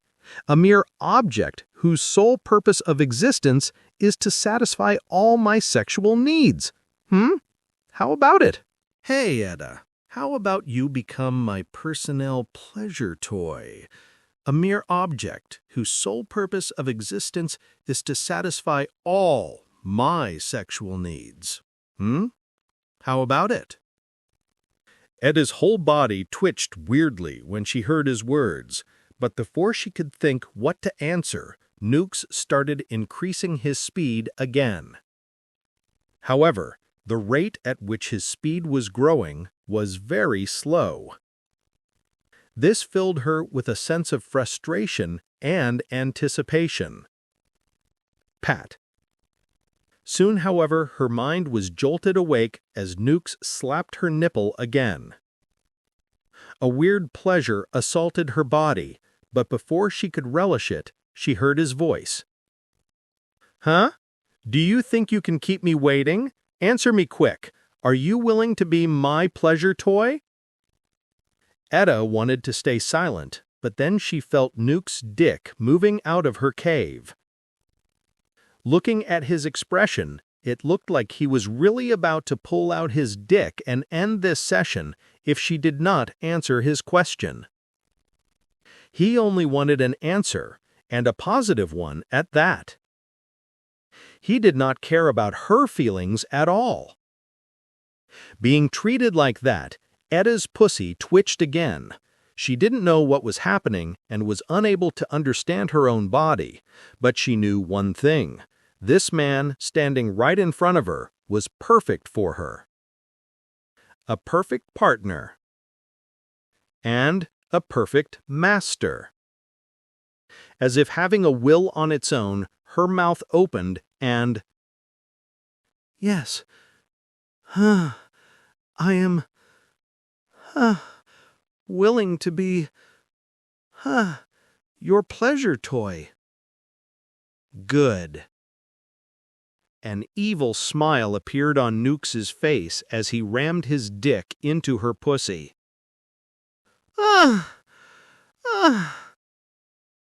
Her pussy walls convulsed uncontrollably, and with just one thrust, she squirted and drenched Nukes with her juices. Ugh. The unusual tightness amplified the pleasure he felt. His hips twitched in pleasure and his milk burst out, painting her walls white. Ah, ah, ah. Nukes then pulled out his dick as another wave of energy entered his body. He, however, did not care about it. His weapon was still hard. He wanted to enter her pussy again, but when he glanced at her body tied that way, he knew he could do anything he sees fit to her and won't face any resistance. Then his eyes fell on her milky breasts moving up and down as she breathed heavily. An evil thought then appeared in his mind. He then crawled towards her breasts before he sat on her waist and placed his dick on her right breast. When Edda saw the smile he had on her face, her body twitched in anticipation of what is about to come, and she couldn't help but look forward to it. Nukes then slides his dick into her cleavage before pressing her two large mounds of flesh on his dick. Ugh! Ugh! Nukes grunted in pleasure as his back arched a little. After he got used to the soft sensation that surrounded his rod, he started moving his hips back and forth. And waves after waves of pleasure assaulted his body. This feels too good! Nukes moaned in delight as his speed increased. He then tried tilting his body and his dick's head rubbed on her left upper boob. Edda, your breasts feel too good! Nukes complained in delight. Another idea welled inside his mind as he quickly moved his hands from her breasts to her erect nipples. Ah! Ah! He pulled her nipples roughly, and a weird wave of pain and pleasure assaulted her already sensitive body. Nukes, however, didn't care about it. He started rubbing her two nipples together and smiled. He looked like a curious kid who got something to play with and was doing all sorts of experiments with it. Ah! Ah! Nukes continued moaning in pleasure. His moans filled Nukes with satisfaction. Then he joined her two nipples and grabbed them with his right hand as he kept thrusting. Pat, pat, pat. Ah! Ah! Ah! With his left hand now free, he started slapping her big breasts, making Edda moan in ecstasy. Her little sister, that was already numb in pleasure, started releasing her juices again. An unbearable tickling sensation welled inside her pussy, but since her legs were tied, she couldn't close her thighs to control it. With her pussy lying bare, cold air assaulted it, amplifying the tickling sensation. A perverted smile appeared on her face as she started moving in what little ways her body can move. A few minutes later, Nukes too felt that he was about to come. He released her nipples and grabbed her breasts, mushing them towards his dick tightly, and he then strengthened his thrusts. Ah! Ah! Ah! The pleasure overwhelmed his thoughts. His dick twitched before he released all his fresh jizz all over Edda's breasts and face. With her tied hands, Edda couldn't do anything to clean the jizz that was on her face. She moved her tongue to clean the milk that was around her mouth, but was helpless with the places where her tongue couldn't reach. Powerless to do anything, she glanced at Nukes, who was smiling at her. When he noticed her gaze, his smile widened even more as he replied, "Consider this your master's first gift to you. I will not allow you to clean my milk from your face for the entire night. This will constantly remind you of your position as my personnel pleasure toy." His words caused her pussy to twitch, and a perverted smile appeared on her face as she nodded. Nukes then moved closer to her face before he placed his huge dick, which was drenched in his cum, in front of her mouth as he ordered, "Now kiss your master's cock to show your undying submission and pure devotion." As if hypnotized by his words, Edda lifted her head as she moved her lips forward, planting a soft kiss on Nukes' dick. A satisfied smile appeared on Nukes' face as he ordered again, "Now lick it clean." Edda did as she was told and started licking his rod as if it was the most delicious thing in the world. His half-erect dick stood up again, and when she was done with her cleaning, Nukes moved towards her already tired pussy and rammed his cock inside. "Ugh! Ugh!" A huge amount of energy entered Nux' body as he came inside Edda's already numbed pussy 5th time. His eyes then fell on Edda, who had finally passed out, and he smiled. He came a total of 6 times today. As for Edda, she lost count on how many times she came, but it was well above 10. This was very easily the most blissful night she had. After around 8 orgasms, her little sister was so sensitive that with just a few thrusts she would come again. With her hands and legs tied, she had no way to resist Nux' advance, and couldn't help but continue taking in all his merciless drilling. In the end, she couldn't even think. She just moaned and moaned while her body did whatever Nux commanded, as if it was a divine order. Finally, after Nux unloaded another load of fresh milk inside her, she couldn't take it anymore and passed out. Of course, after coming 6 times, Nux was tired as well, and even though his eyes noticed some new things, they felt heavy and closed down as Nux entered the dreamland. The next day, after dropping Edda in front of the royal palace, Nux quickly returned to Felberta's mansion. He then took a nice bath before he returned to his room as he sat on his bed inside. Status: congratulations to the host for rising to a master stage mana cultivator from an advanced stage mana cultivator. INT +10. Blank points +20. Congratulations to the host for rising to a master stage body cultivator from an advanced stage body cultivator. STR +5. AGL +5. VIT +5. STM +5. DEF +5. Blank points +10. Harem Seal, unlocked. Slave Seal, unlocked. Name, Nux Leander. Age, 18. Mana Cultivation, Master. Body Cultivation, Master. Talent, Medium. LVL, 28 to 30. HP, 790/790. MP, 570/570. STR, 72/81. AGL, 82/91. VIT 70/79, STM 75/84, INT 45/57, DEF 69/78, blank points 120/156, ability, craving touch, eye of discerning, conceal, sense, professional killer, harem seal, slave seal. Several messages popped up in front of him. However, he ignored them all as his eyes fell on his 2 new abilities.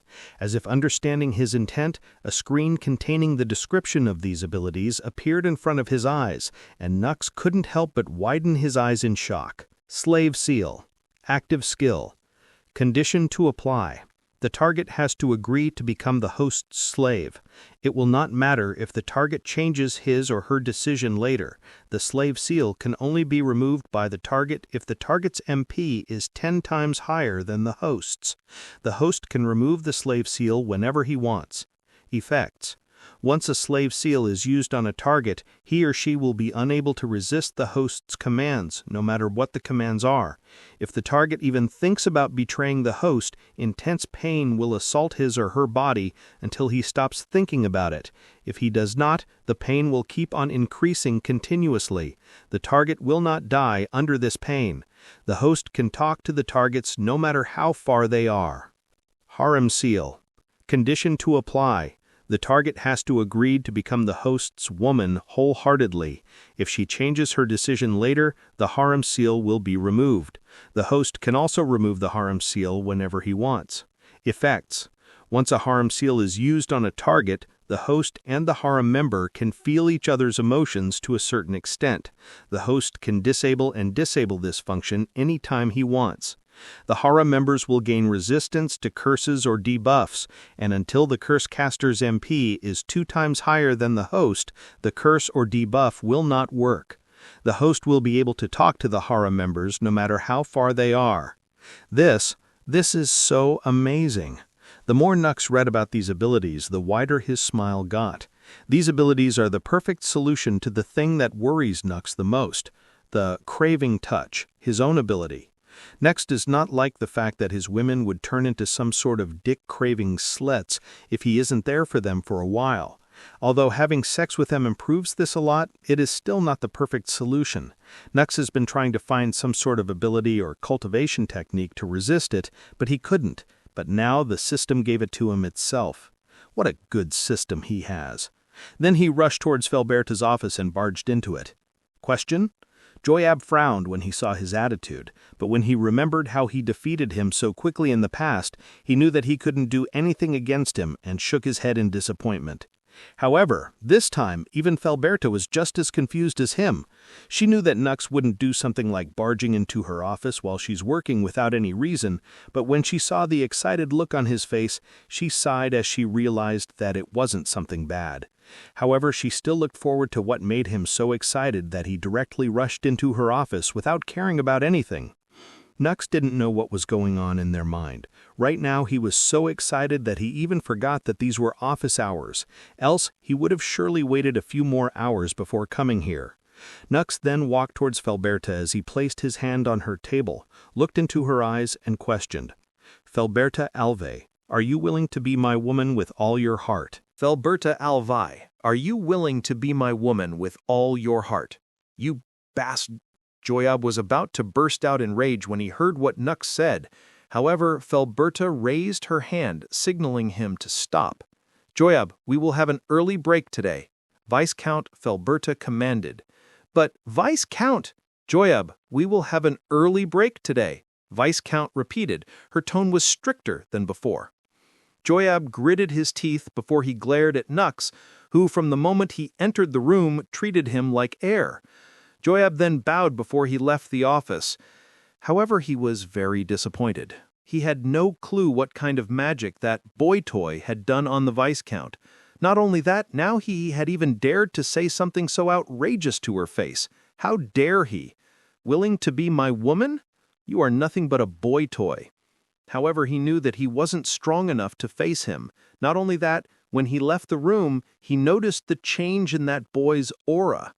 He was a master stage cultivator now. An 18-year-old master stage cultivator was already a genius level. What would happen if the people knew that he was just a mere mortal 2 months ago? They might die due to shock.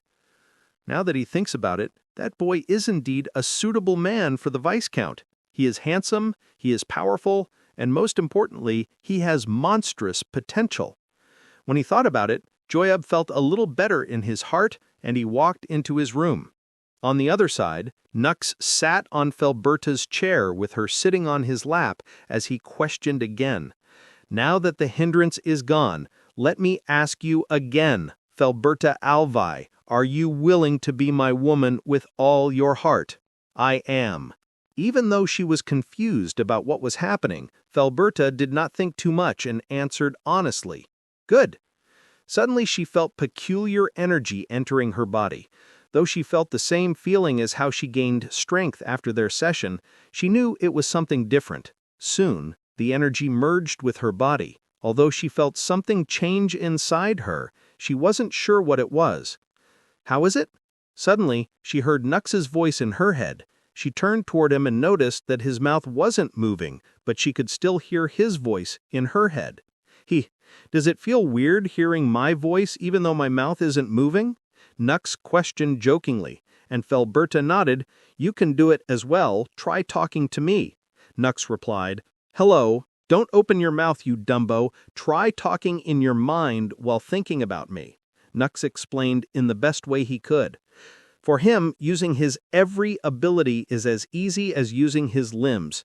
He did not know about others, but he guessed that it shouldn't be that hard. Hello, Nux? Can you hear me? His thoughts were proven right when he heard Fel's sweet voice in his mind.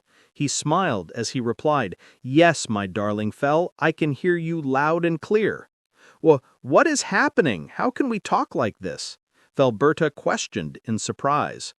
Don't worry, I will explain everything in a while. He then glanced at a certain area as he called, You two, come out. I have something important to discuss. Skyla and Lane then appeared in front of him. Nux smiled as he asked the same question again. Skyla Hale, Lane Wine, are you two willing to be my women with all your heart? Yes, I am. The two of them replied simultaneously and felt the same energy that entered Felberta's body entering their body. It took Nux half an hour to explain to the three of them about his newly gained ability. He also told them about his slave seal ability. Lane offered to test it out, but Nux rejected her without any second thoughts. However, he trusts his system a lot.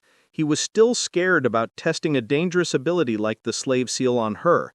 Then he made them practice all his active abilities and helped them whenever they needed. Within the next hour, his women were capable of using Eye of Discerning, Conceal, and Sense without any problems. Nux smiled in contentment as he saw that. This harem seal is great. Now that the girls can use his abilities, they would be a lot safer than before. Especially with the Conceal, which can easily save their lives. Just how cool is that? Not only the ability to share, even the ability with which they can talk with each other no matter the distance is really helpful. Just imagine how easy information transfer will be in the future. Oh, right, I completely forgot about it. Fel, how much do you know about Bannermain and Hardwick House? After their training ended, Nux questioned. Hearing his words, Felberta's face turned serious as she questioned back. Why are you asking about them? They sent assassins after Edda because she rejected cooperating with them in their plan, and before you ask, I'll tell you that she and I don't know what their plan is. This isn't an information a normal vice count should have, but I'll tell you about it. Wait, before you start, let me ask, since I always forget to ask this question. Why do you know something a normal vice count shouldn't know? 'Cause I'm special. Of course. My darling Fel, I know you're special. You're very special to me. But my question is, why do you know something a normal vice count shouldn't know? What is it that you are hiding from me? What is it that you are hiding from me? Nux questioned as his golden eyes shined. Why would I hide anything from you? The only reason I know of some inside information is that I am the part of the 1,000 Information Chamber. Felberta easily revealed what others would label as high-class certified information. The 1,000 Information Chamber? What is that? As the name suggests, it is an information association. Nobody knows where its headquarters are or who the leader is. However, everyone who knows about the 1,000 Information Chamber also knows that if they want any sort of information, the chamber would have it. This was Felberta's trump card. This is the reason why she survived as a beautiful, lonely MILF without being targeted by others. She could easily find anything about anyone in this kingdom and could destroy him or her, and all this was just when she is just a mere member of the chamber. She didn't know the benefits the higher-ups receive, but she didn't care either. She was happy where she was. She wasn't that power-hungry. Just let her live in peace, and she will live without disturbing anyone. Now, however, the things are different. Now she was with Nux, whose goals were, well, too high and ambitious. Then how did you join this information chamber? Nux questioned. I did not join them. I was invited by them. Marquise Everly, who should be a higher-up in the chamber, invited me. That should be a classified information, right? What? Marquise Everly or whatever being a higher-up in the chambers? Well, yeah, that, and the whole mention of the 1,000 Information Chamber is a classified information. Oh, Nux nodded. Then a serious look appeared on his face as he questioned, "Can it be traced back at you if you find the information about the Bannermain and Hardwick house?" "Every time I search for information, it can be traced back to me. This time, however, you don't have to worry about it. I had to pass this information to someone else a few months ago, so I don't need to search for anything about it.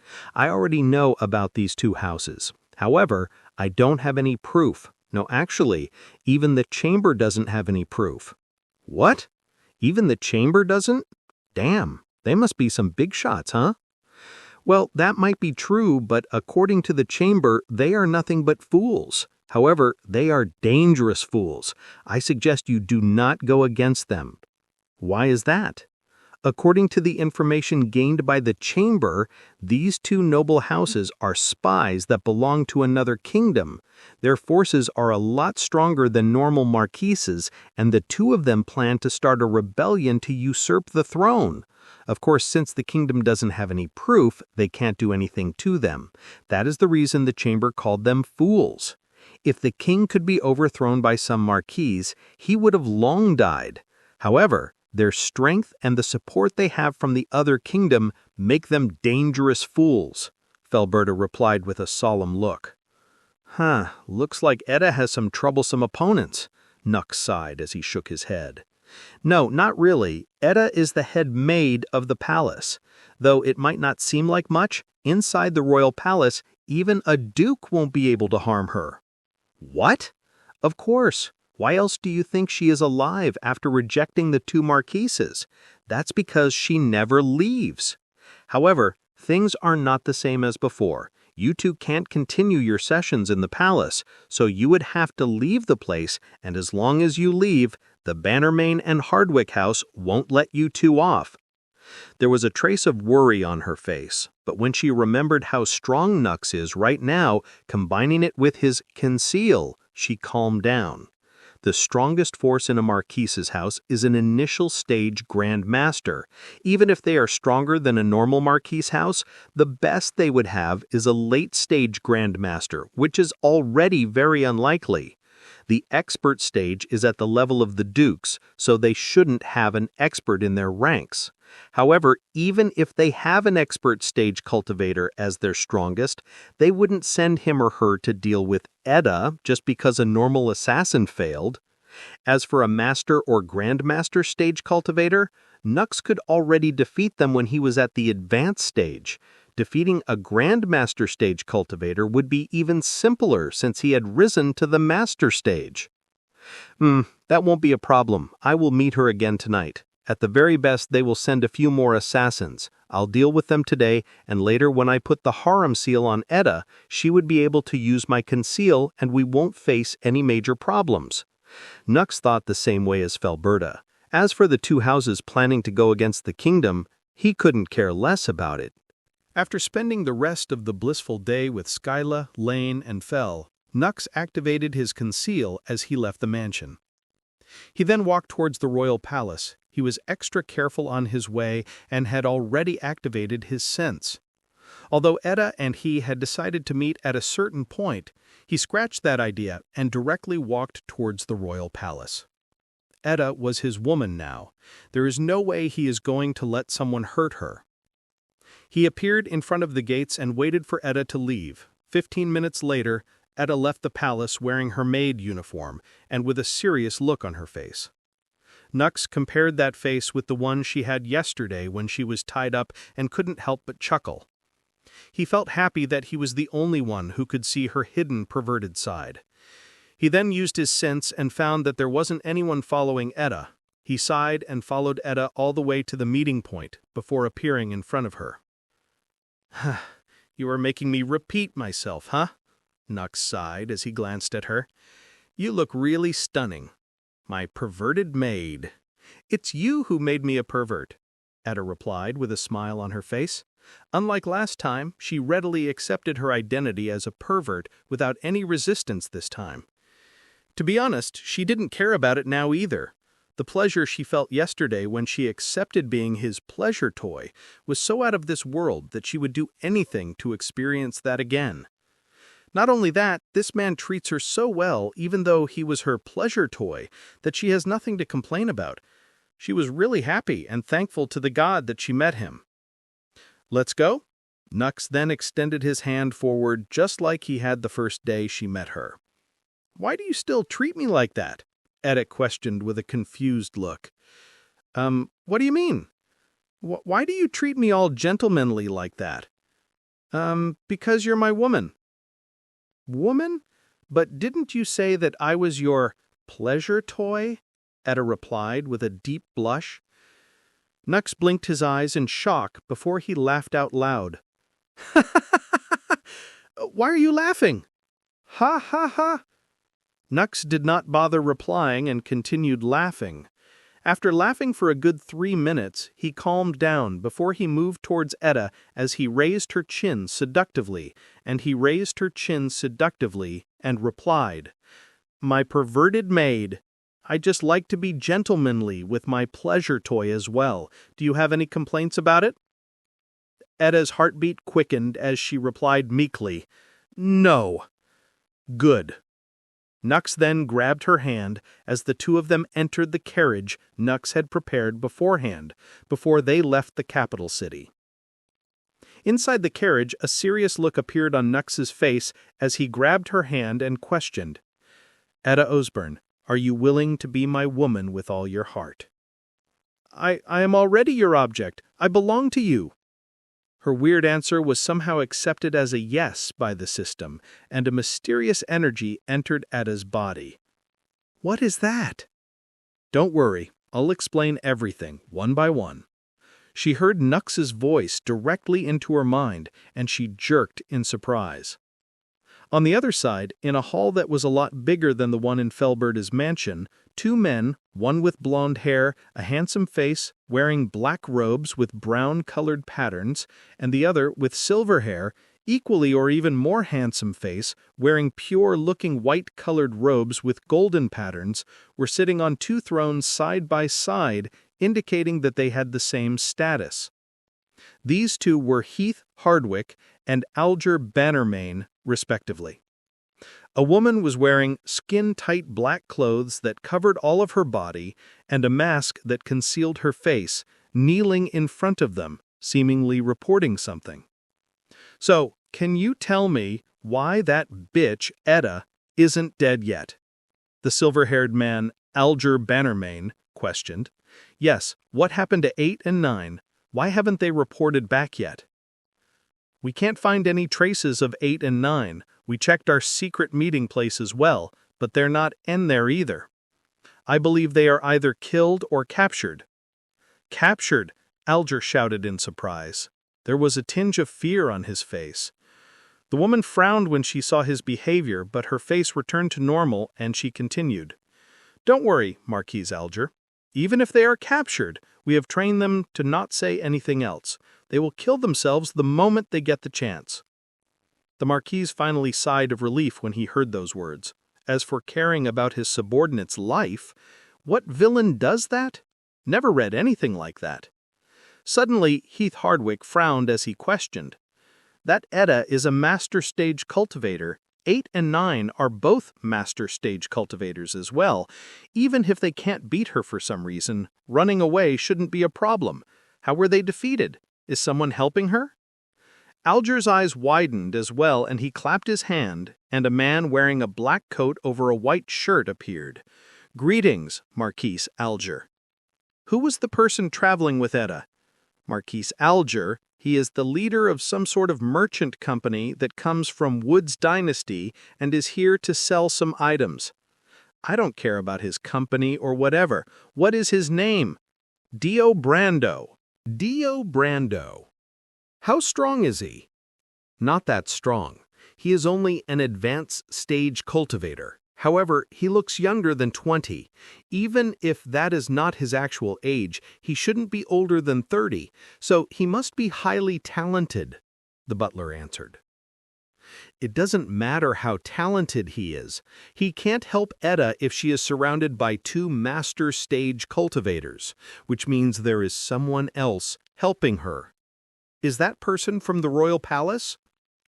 To defeat 2 Master Stage cultivators, a Grand Master Stage cultivator is required. Although the royal palace has a lot of those, they are still considered elites. The royal palace won't send an elite to protect a mere head maid, Heth muttered. Then do you think that Dio is strong enough to defeat 8 and 9? Alger questioned. Huh, don't joke. How can an advanced stage cultivator fight against a master stage cultivator? I believe it is someone protecting that man behind the scenes, and he protected that bitch just because it was convenient, Heth answered. Alger nodded at his answer, finding it quite logical. He then glanced at his butler and ordered him, "Search this man called Dio. I want to know everything about him by tomorrow. Don't miss anything out." "As you command, Marquis Alger." The butler bowed in agreement. "All right, since the discussions are over, I will be taking my leave." Suddenly, the woman in black stood up and left the hall without waiting for their approval. When Heth and Alger saw how rude her behavior was, their lips twitched in frustration. However, they could only grit their teeth in frustration. They can't do anything else to this rude woman. If they could, they would have already raped her a few times before killing her brutally. Although it might look like they were the leaders here, they had no right to control or order her around. They can just make a request. If she feels like it, she will do it, or else she will ignore them completely. This woman works for the kingdom that supports them, and she only takes order from that kingdom. Not only that, the 2 of them believe that this woman reports everything they do to the kingdom and keeps an eye on them. The moment the 2 of them try to do anything funny against the kingdom, they would know about it, and the 2 of them will be easily dealt with. Alger sighed in frustration, and then shook his head in defeat. Name, Nux Leander. Age, 18. Mana cultivation, Master. Body cultivation, Master. Talent, Medium. Level, 31, 30 to 31. HP, 810, 810. MP, 580, 580. STR, 81 to 83. AGL, 91 to 93. VIT, 79 to 81. STM, 84 to 86. INT, 57 to 58. DEFF, 78 to 80. Blank points, 156 to 159. Ability, Craving Touch, Eye of Discerning, Conceal, Sense, Professional Killer, Harem Seal, Slave Seal. Harem members, Felberta Alvi, Skyla Hale, Lane Wine, Edda Osborne. Slaves, none. The next morning, Nux smiled when he saw his status again. He then glanced at Edda, who was wearing her uniform in rush. Just like usual, the 2 of them were late, and Nux will have to carry her and run to the royal capital. "Let's go." After wearing her clothes, Edda exclaimed before she extended both of her hands towards Nux. Nux chuckled when he saw her acting like that, before he picked her up, and the 2 of them checked out of the inn. Nux then ran towards the royal capital, and within 15 minutes, the 2 of them were in front of the gates. Of course, Nux wasn't carrying her in his arms anymore, and the 2 of them were walking hand in hand. When the guard's eyes fell on the 2 of them, he couldn't help but shake his head. "It seems that our lovely head maid finally found someone for her, huh?" he muttered as he glanced at Nux, before looking at Edda. "No, you got it completely wrong, Brock. There's nothing like that between us." "Reapply, please, Mr. Dio. Do you think I am a 10-year-old kid you can fool that easily? It's the third time you guys have spent your night out together. I know you've already stolen our head maid's heart. Don't try to deny it. Oh, come on. You know I'm a merchant, right? I just have to show her a few of my items so I can get her approval and sell them to the royal harem. Huh? What kind of items are these that you can only show them at the night? Why not do it in the morning? And why would you leave the city? Why not do it here? My items are kept in different cities for safety purposes. As for the items, they are indeed the items that can only be shown at the night. Nux replied with a weird smile. Brock's mouth twitched when he noticed his tone, and just as he was about to let them go, Nux's next words sounded. Not only that, Miss Etta really likes my items as well, right, Miss Etta? Yes, I do like your items, Mr. Dio, Etta replied with a profound look. Brock's mouth twitched even more when he heard the two of them. Since he couldn't take it anymore, he shook his head in frustration and exclaimed, "Oh, yeah, whatever, just pay the entry fees and get in. Don't let others wait." Nux smiled gently as he paid the entry fees and the two of them entered the city. Did you look for what I ordered you to? Marquis Alger questioned his butler. Report. I have searched everything about the man named Dio Brando, but wasn't able to find anything. All the information about him is just recent. It was as if he was just born a few days ago. The butler replied in a confident tone. Hearing the undesired answer, but noticing the confident tone of his subordinate, the Marquis knew something was up and signaled him to keep going. Continue. I then sent someone to the Woods Dynasty and learned that there is no company named Brando Merchant Company there. With that, I was sure that his name was a fake one. Then I had some men draw what he looked like and found out that his actual name was Nux Leander, who was also Viscount Felberta's boy toy. I even found out that the two of them were very close and were most definitely not the normal master and boy toy. This Nux guy is quite lucky, huh? Not only that bitch Etta, he even has that Felberta with him. That is correct, Marquis Alger. Viscount Felberta. Isn't she the one who is connected with the 1000 Information Chamber? Yes, that is correct. The butler nodded.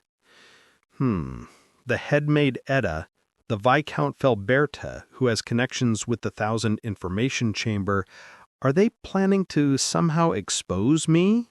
Are they laying a trap?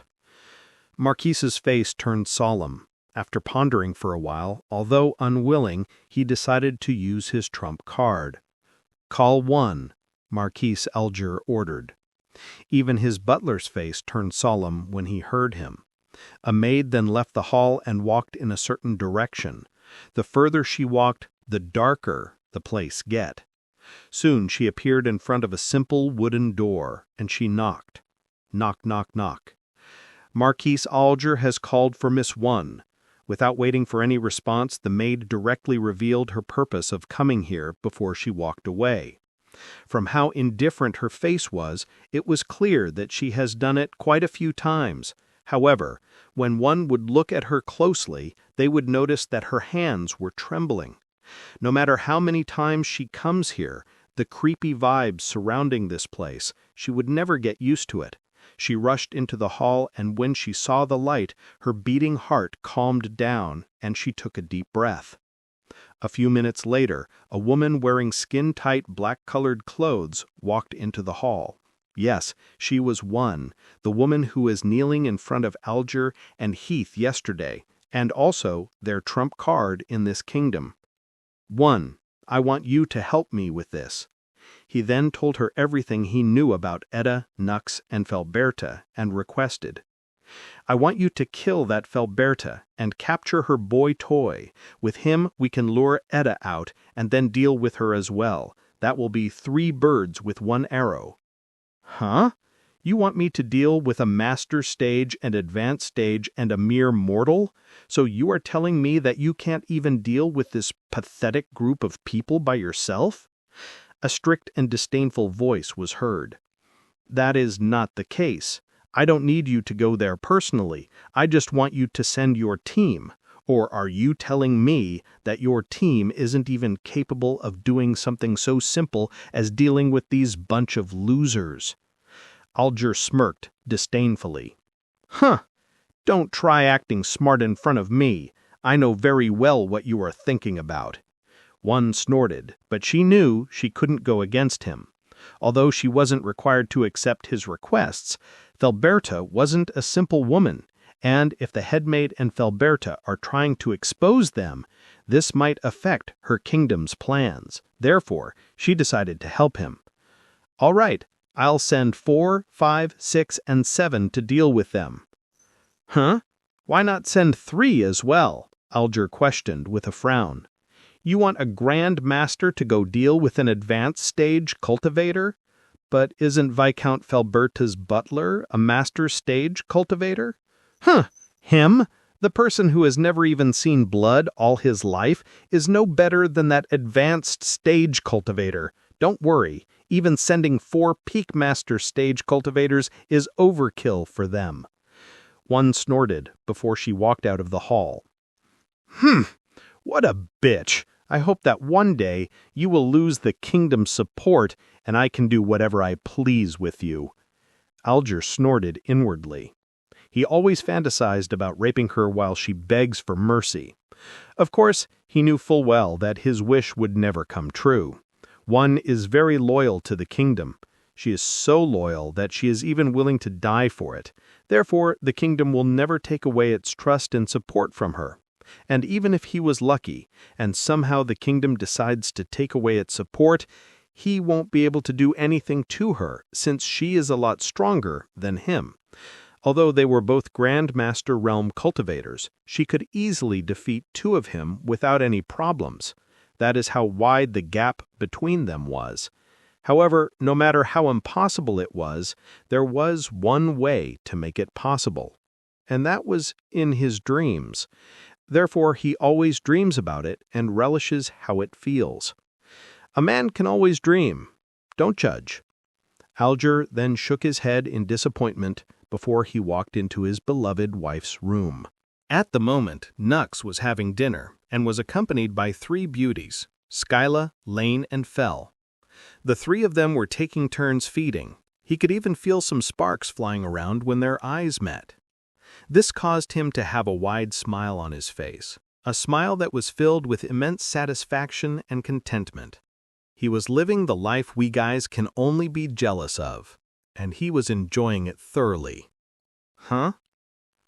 A few minutes later, however, his brows furrowed as he glanced at the wall. It was as if his gaze pierced through the wall and he could see what others could not. Nux's sense activated, and he saw 4 strangers lurking and hiding around Felberta's mansion. Assassins. A thought appeared in his mind, and he activated his Eye of Discerning, and their information appeared in front of him. Name, Nash Reeve. Age, 51. Mana Cultivation, Master.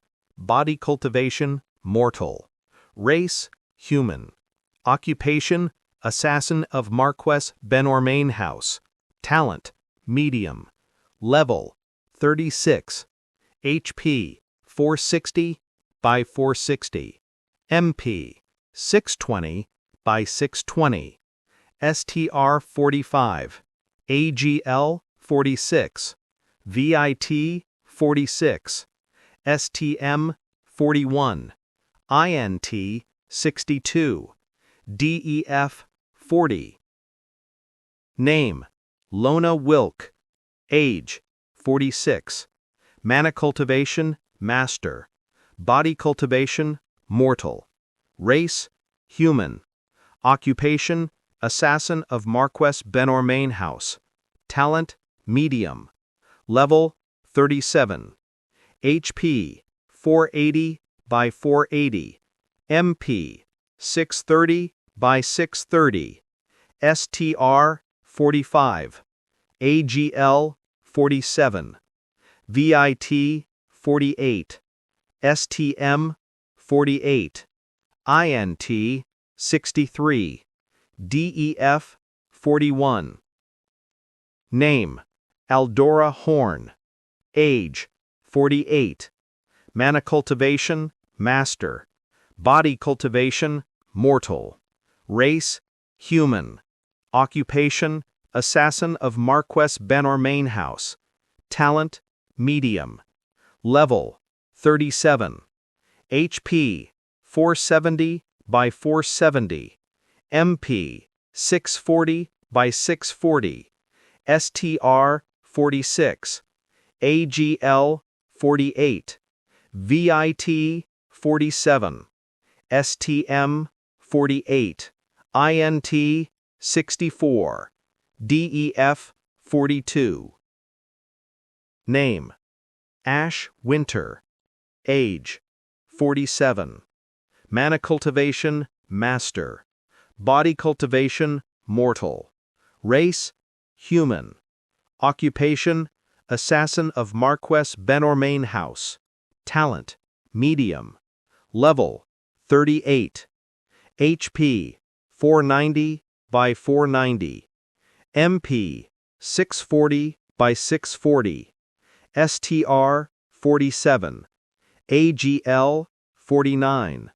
VIT: 49. STM: 49. INT: 64. DEF: 41. Benormain House again.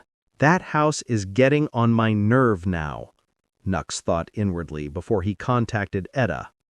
My perverted maid, huh? Oh, Dio, what happened? Why did you contact me? Dio? Oh. Then Nux realized that he hasn't told her his real name yet. However, since there were more important things to deal with, he decided to postpone it a little. My perverted maid, don't leave the palace today since I won't be able to meet you. Huh? Why? What happened? I have some guests that I need to entertain in my house. Guests? Yes, the Benormain House decided to send some assassins here. Nux decided to be honest. What? Would? All right, you don't need to panic. They're just some random master stage cultivators. I can beat them with my eyes closed, Nux replied confidently. However, Etta's mouth twitched when she heard his words. What do you mean, some random master stage cultivators? She was a master stage cultivator as well. No matter where they are, even in the royal palace, master stage cultivators are still considered decent. They should be elites when it comes to a house that is on a marquess level. This shows how seriously Benormain House takes you, and this was all because of her. Etta felt guilty since she pulled him into her problem.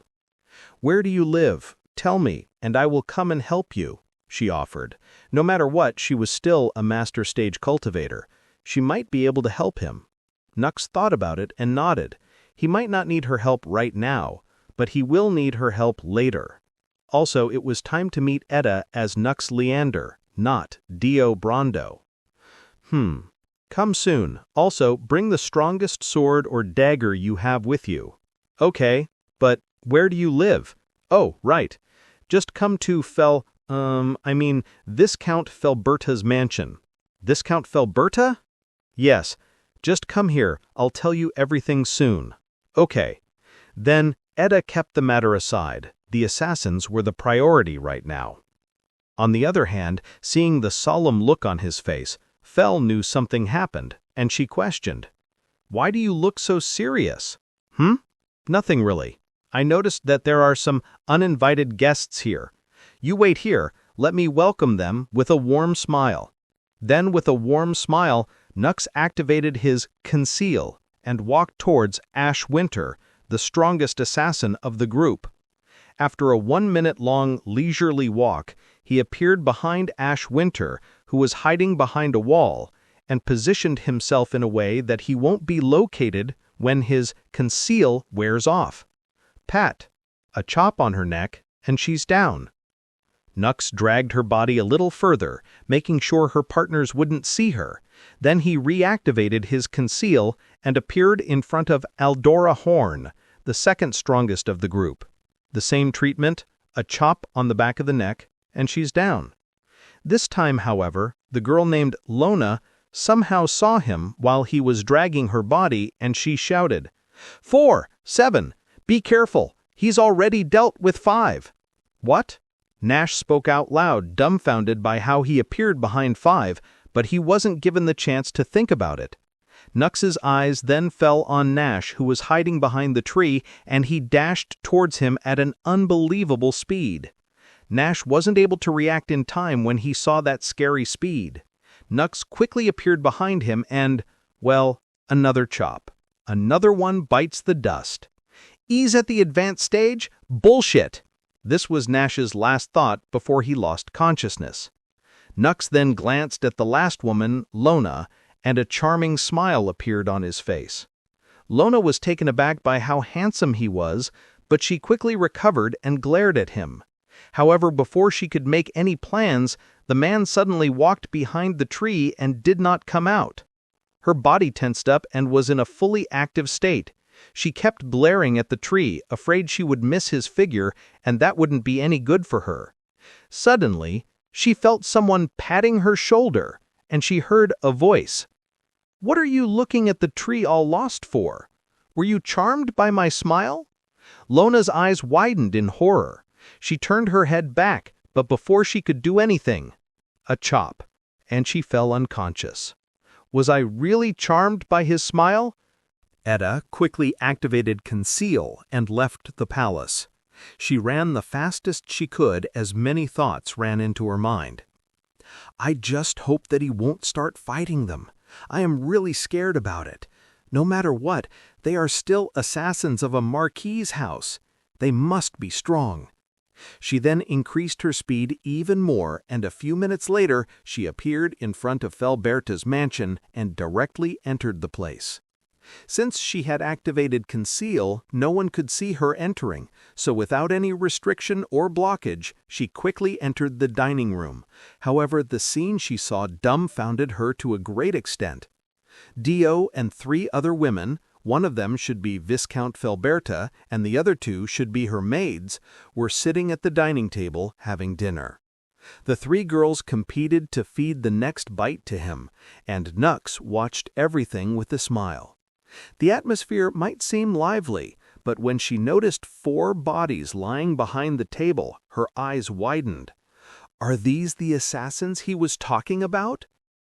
She stood there in a daze, and only came out of her reverie when the 4 of them ate their dinner, and Nux muttered, Why is Edda so late? Is she lost? Does she not know where you live? No, as a head maid, though she may not be close to me, she must know where I live, Felberta replied. Where are you, my perverted maid? Nux's voice sounded in her head. She then quickly deactivated her Conceal and appeared in front of them. Oh, you're here, Nux muttered. However, he was inwardly surprised. Why didn't my sense detect her? Is it because Conceal is a higher tier ability than Sense?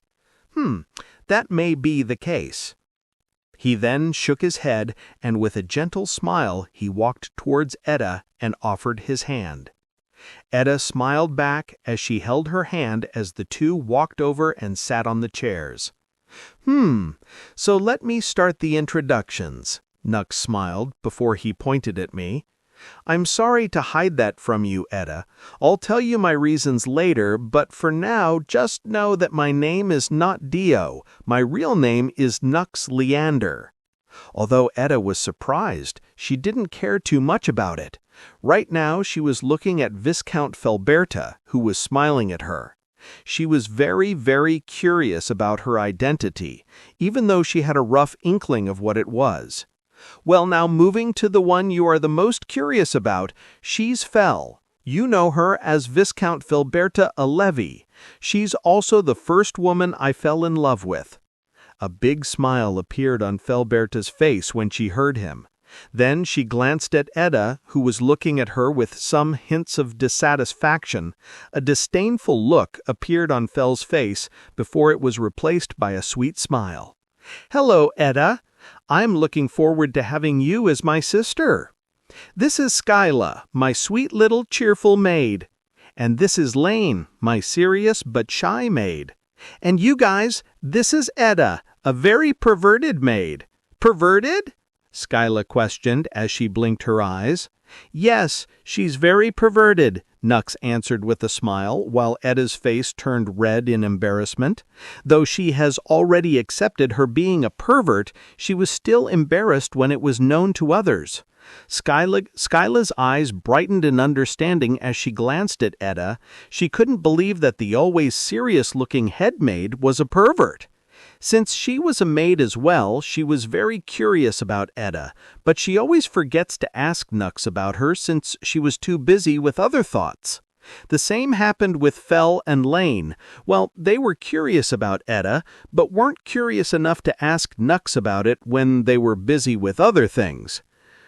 I'm not a perverted, Etta muttered, trying to preserve whatever little dignity she has left as a head maid of the royal palace. But when her eyes fell on Nux, who was smiling at her playfully, her face turned redder as she admitted, I might be a little perverted. Seeing her acting like that, Nux couldn't help but laugh out loud. He then felt that it was unfair to Etta and started spilling all the secrets. Don't be so shy, Etta. Everyone has a little something about them that only a few people know about. It is not embarrassing, rather it adds to your charm. For example, Fel here has an uncontrollable urge to be the dominant one in the bed, but she always fails miserably.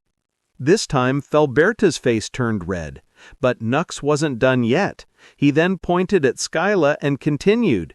Skyla here has a weird tendency to smell panties after the night sessions. She says that she's curious about sex. However, I feel that she's just a pervert. Lane here is so weird that she likes having sex, she is too shy to talk or ask for it. I always wonder how that is possible when she was the loudest one when it came to moaning. Skyla and Lane's faces also turned red. The sight of 4 beautiful women lowering their heads in shame was amazingly alluring. Nux smiled inwardly as he patted Skyla's head.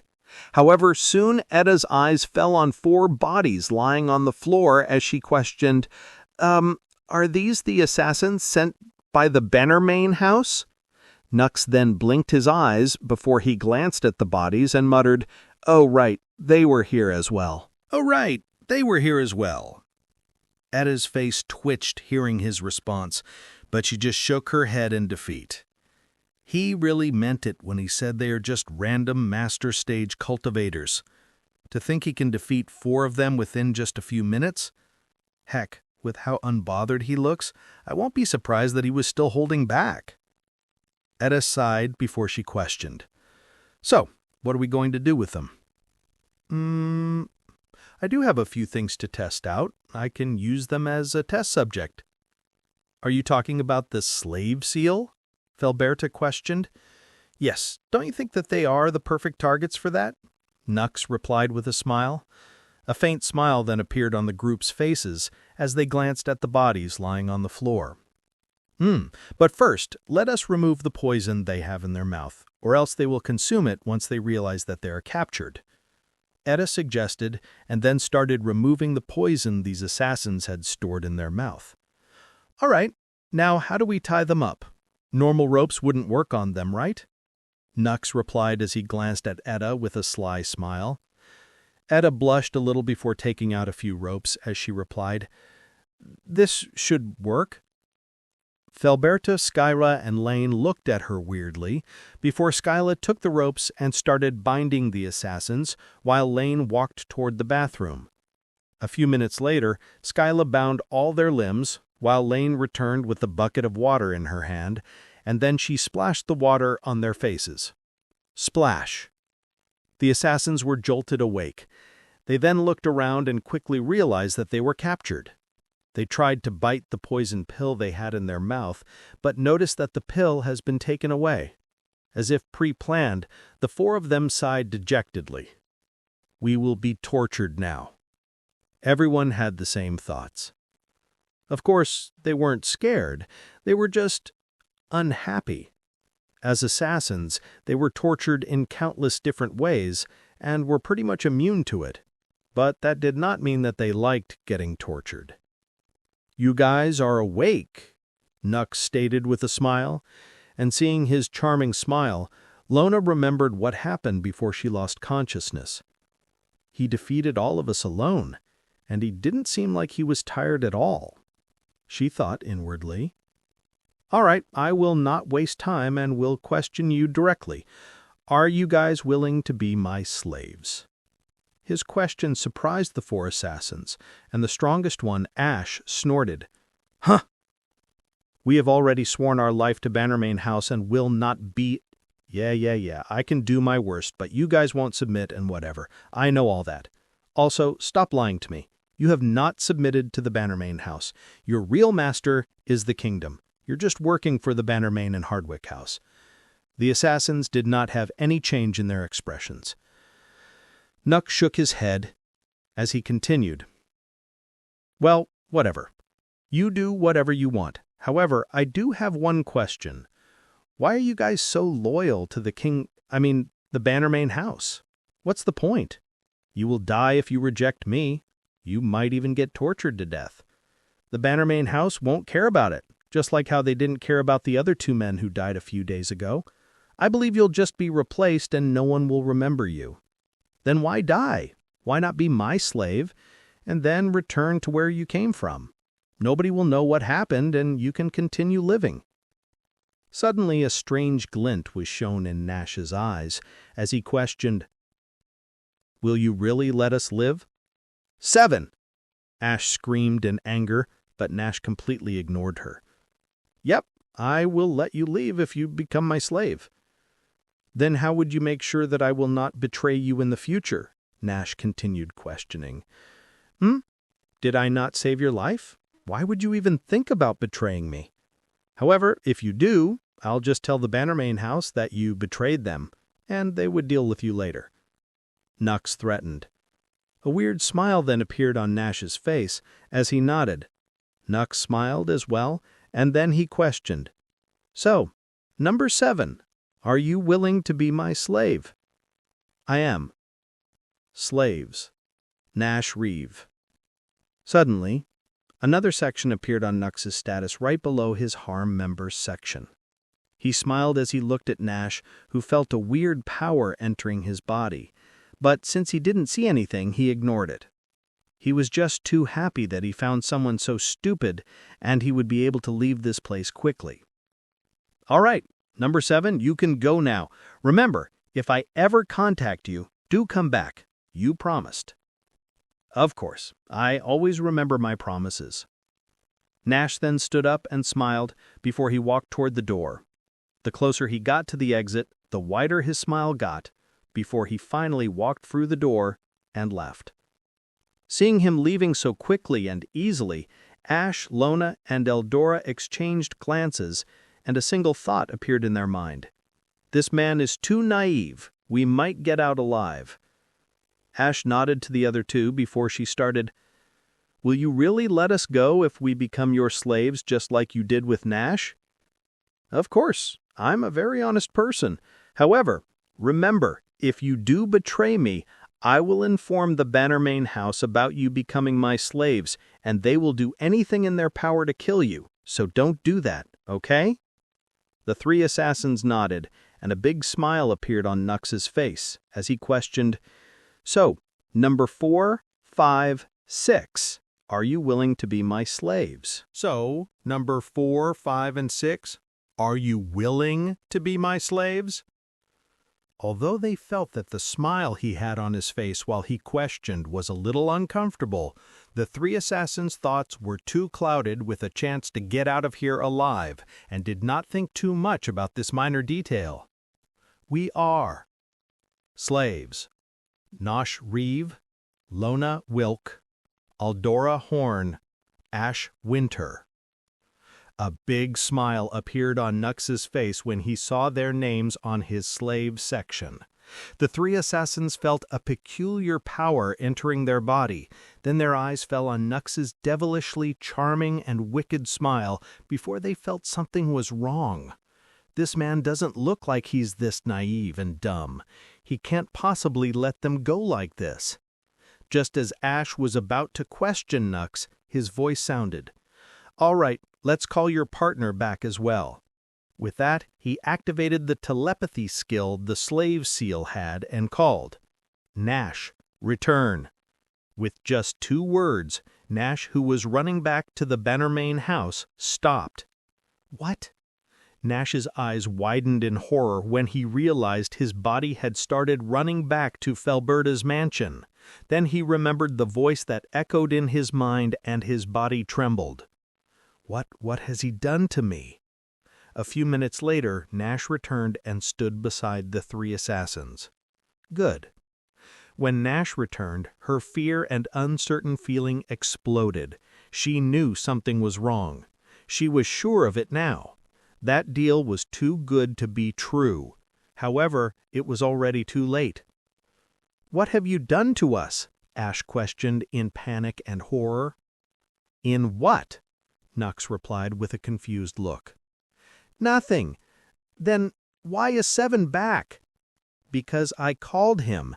Isn't a slave supposed to listen to whatever his master said?" "Then how did you contact him when he was so far away?" "His voice sounded in my head." This time it was Nash who replied. Ash and the other assassins' eyes widened in surprise. They don't know what was happening, but they knew it was bad. "Ah! Ah!" Suddenly, Ash screamed in pain as she fell on her knees. "What happened?"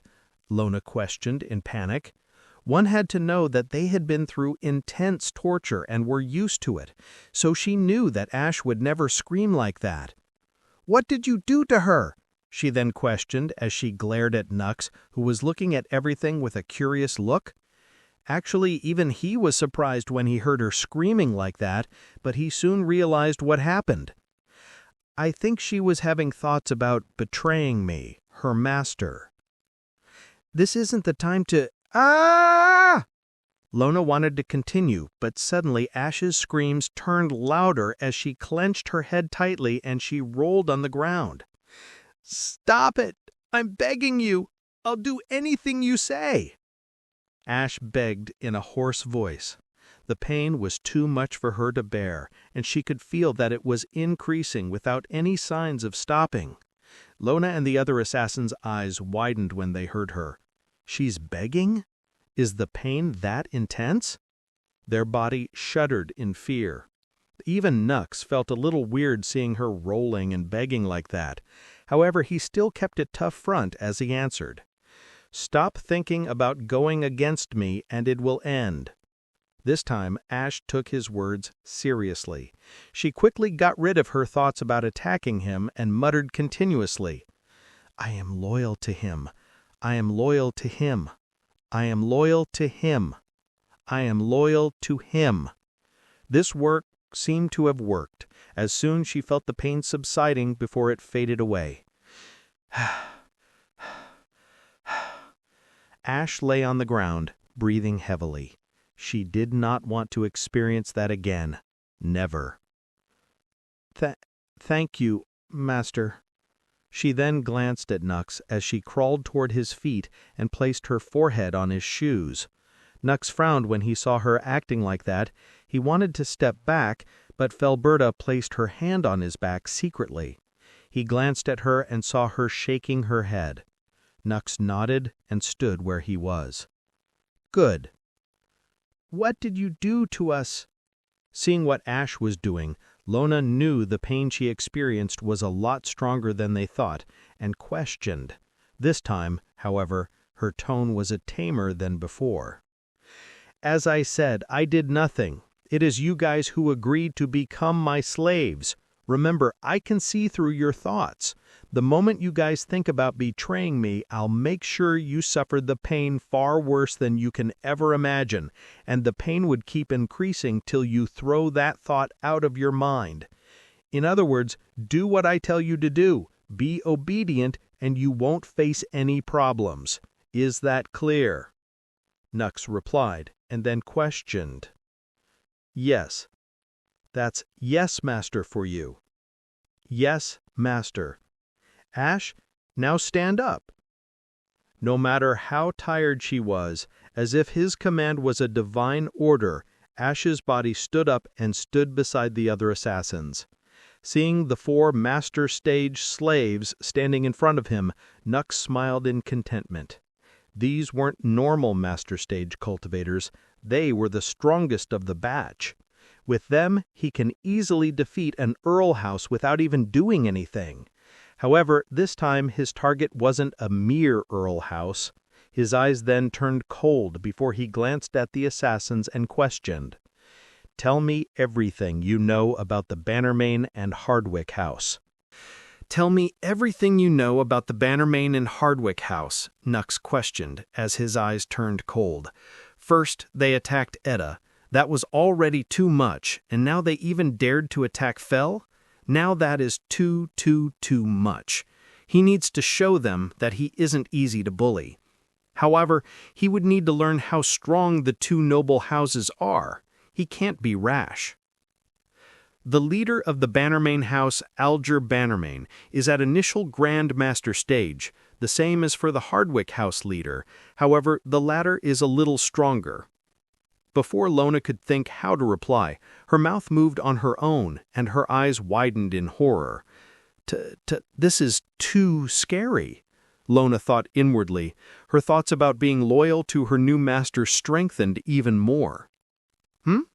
Just an initial Grand Master stage? Then it will be too easy. Nux smiled, as he already formed different plans on how to deal with him. Edda, Felberta, Skyla, Lane, and the other assassins' lips twitched at his response. What do you mean, just an initial Grand Master stage? He a Grand Master. A Grand Master! Then they quickly remembered how abnormal he is and just shook their head. Yep, as expected, he is an anomaly. Felberta confirmed her thoughts again. She mustn't think of him like a normal person. No, Master, it isn't that simple. The kingdom of Scotty is behind the 2 houses and has sent a group of assassins for them to use. As you already know, we are the said assassins. If these houses are attacked, these assassins will fight with their life, and it will be troublesome for you to fight them. Although she was not questioned about this, Ash decided to share extra and important information as a way to show her loyalty. The immense pain that was way more painful than any torture she has ever been through had left a deep mark on her heart. Kingdom of Scotty. Edda and Felberta muttered at the same time. Then they glanced at each other and chuckled. Oh, then who is the strongest amongst you assassins? Nux, however, completely ignored the extra information. He just did not care. He wasn't strong enough to care. Also, he was more interested in the assassins, Bannermain, and Hardwick houses. I don't know her name, but we call her One, the strongest assassin amongst us. She is at the peak of Grand Master stage. However, it would be a mistake to treat her as a normal Grand Master stage cultivator. She's a Grand Master stage cultivator who has assassinated 3 expert stage cultivators in the past, so I believe it would be best if we treat her as an expert stage cultivator. Ash replied, pouring out all her thoughts and betraying the teammates she once swore to never betray. Although Lona, Nash, and Aldora felt a little weird, they quickly understood that they don't have a choice as well. They weren't scared if Nux could or will take their life, but they were scared of that hellish-looking pain Ash has been through. Also, their body moves on their own whenever Nux wants anything, so they can't really hide anything either. And if that was the case, they might as well be loyal to him from their heart. At least they wouldn't have to go through torture or be worried about their life. Huh? An expert stage? This might be a little troublesome, Nux muttered inwardly.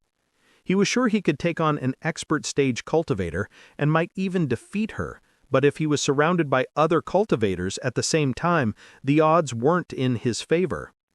It seems like he has to wait before he could take his revenge. Well, it was not like he was in any hurry either. He wouldn't risk his life.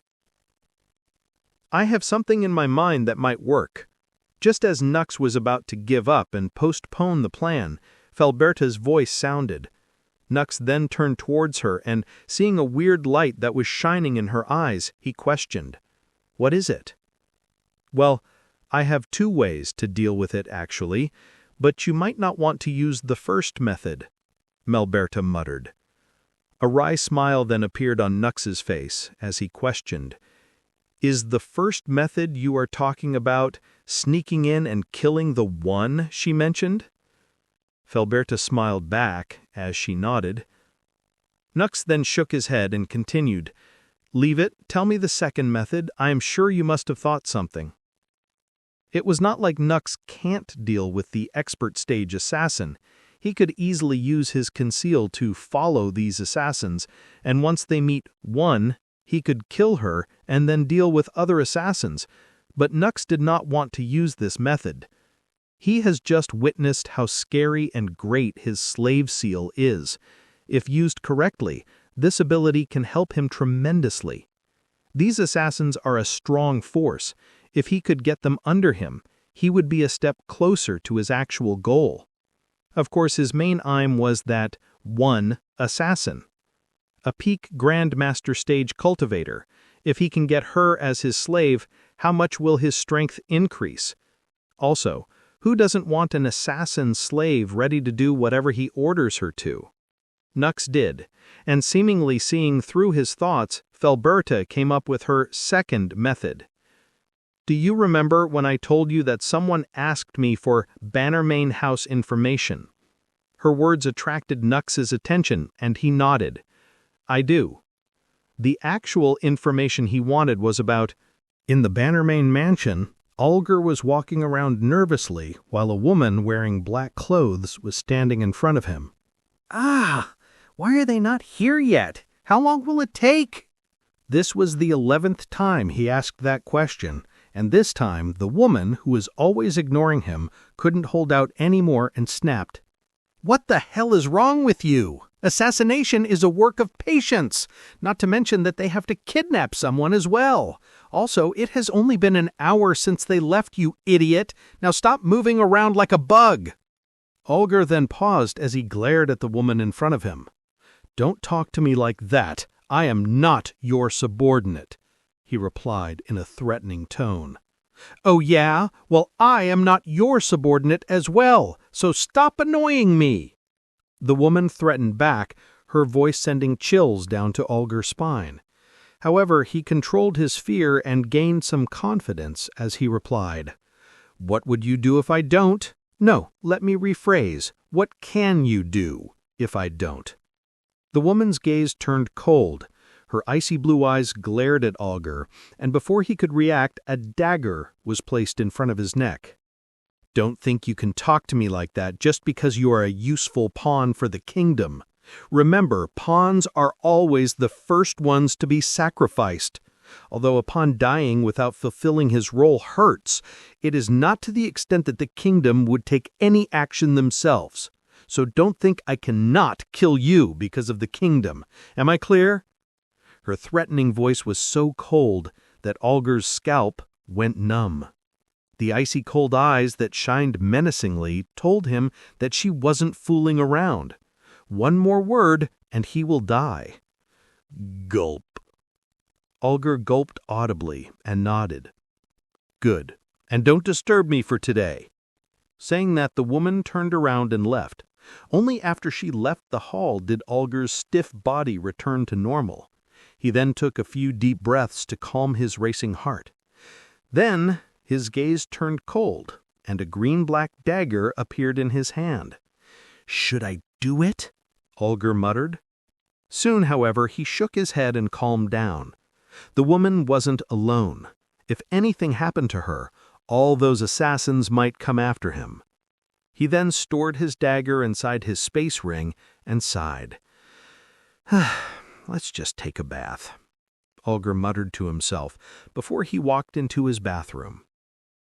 After his bath, Olger was sitting at his dining table, along with his wife and 7 consorts.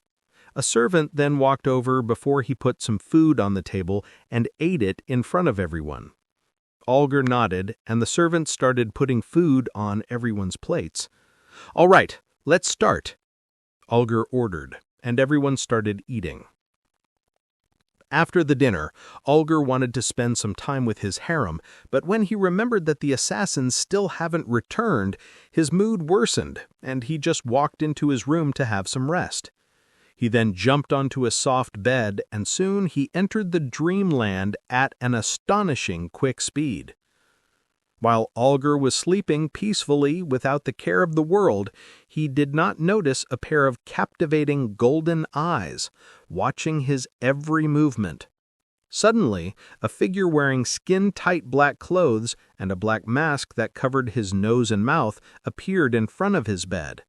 The figure then took his space ring, and a green-black dagger appeared in the figure's hand. Slap! He then walked towards Alger and slapped his face. Bam! Alger's body flew out before it crashed with the wall. He quickly woke up and looked around, but he couldn't see anyone.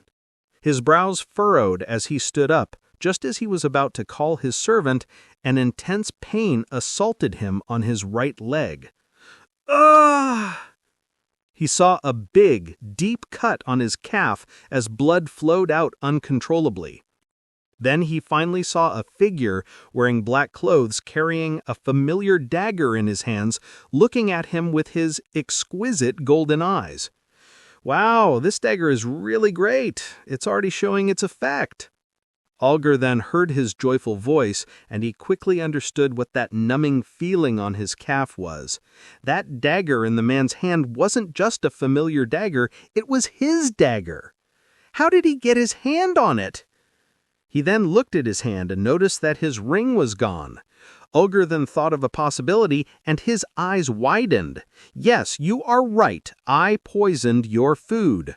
The Strangler, if you know about it. Alger's eyes widened in horror when he saw the poison the man carried in his hand. Oh, it seems you know about it.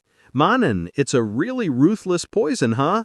First, it makes the target fall into a deep sleep, and when he wakes up, he won't be able to speak anything for the next hour, giving an assassin all the time he needs to kill the target.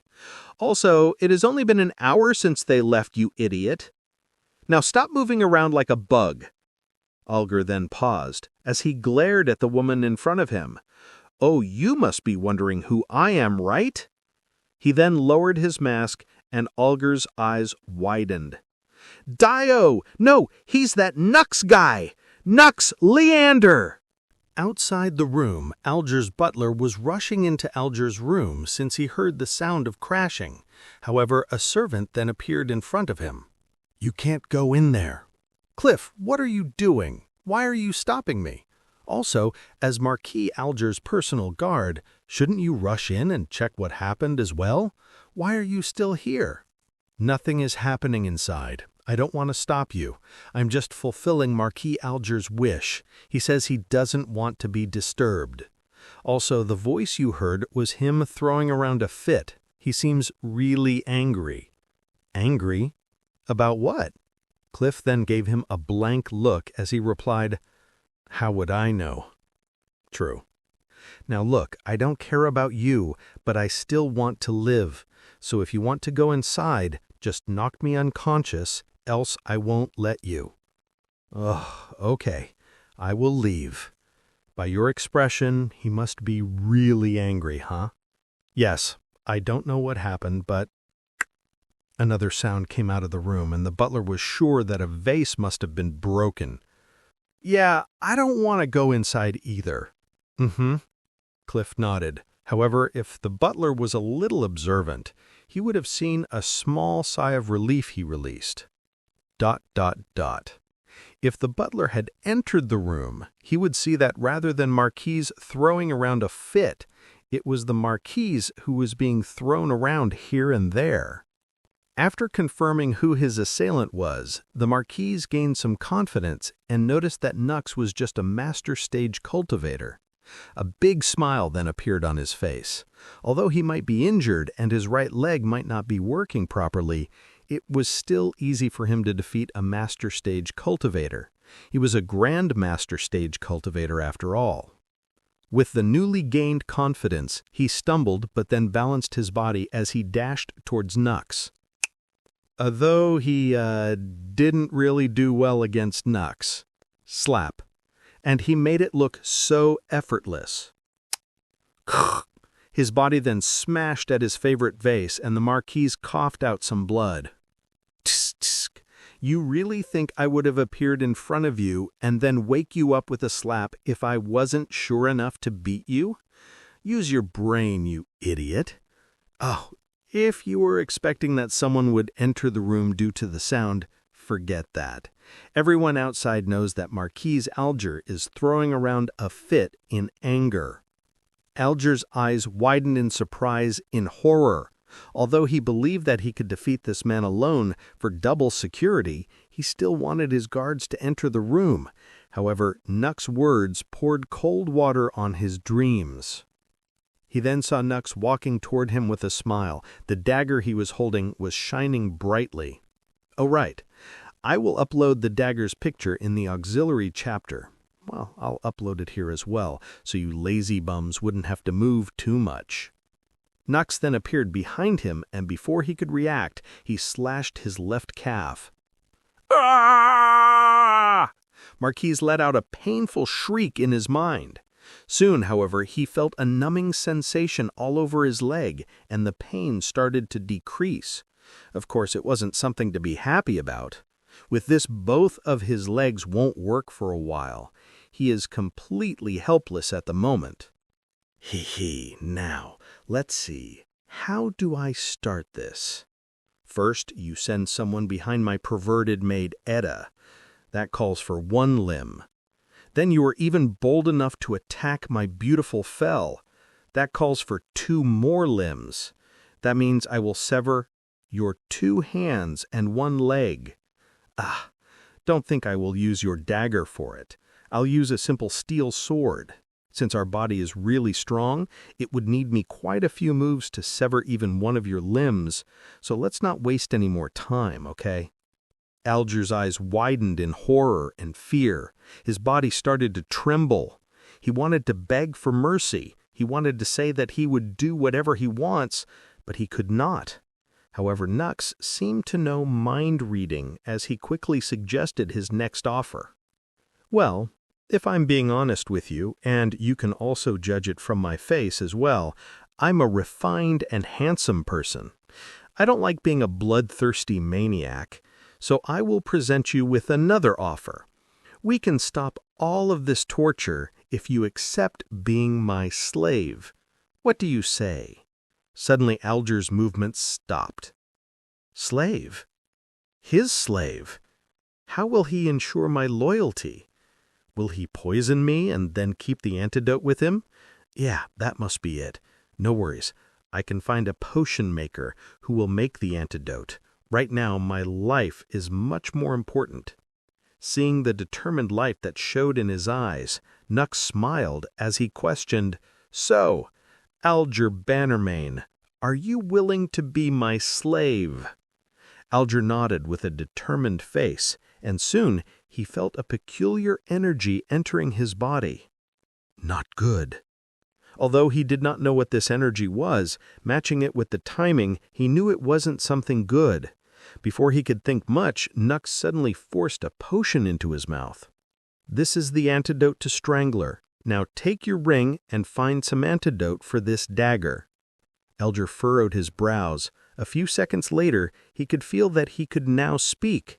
He wanted to scream and call for his guards, but just as that thought appeared, an intense pain assaulted his head. Ah! Don't shout. Shut your mouth.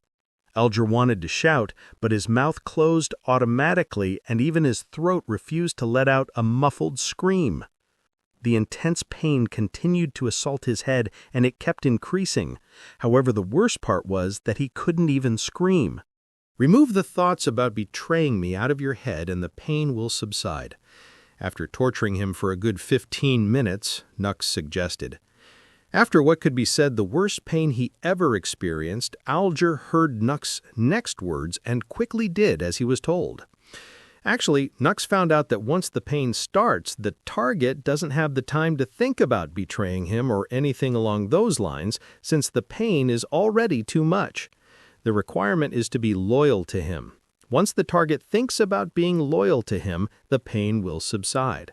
Of course, when assaulted with that level of pain, no one would be able to think about anything, and the pain will continue until someone tells the target to be loyal to Nux.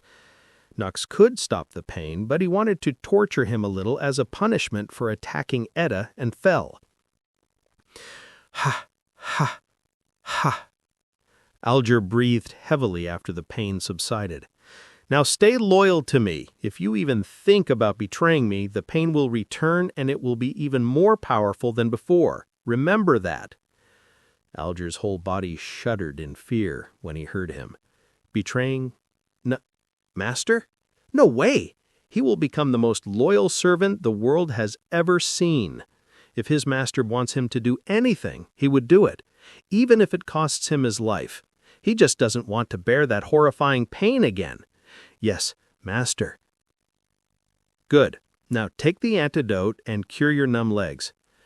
There is no antidote for this, master. The numbness will subside within 30 minutes. Whatever. Just stay on the floor then. Saying that, Nux took back Alger's ring again and stored everything in his inventory before throwing it back at him. He then lay on Alger's bed comfortably as he questioned, "So, where does that one live?" One? She and her assassins live in the back of the mansion. However, master, I will warn you, though. One has killed a few expert-stage cultivators, so be careful around her.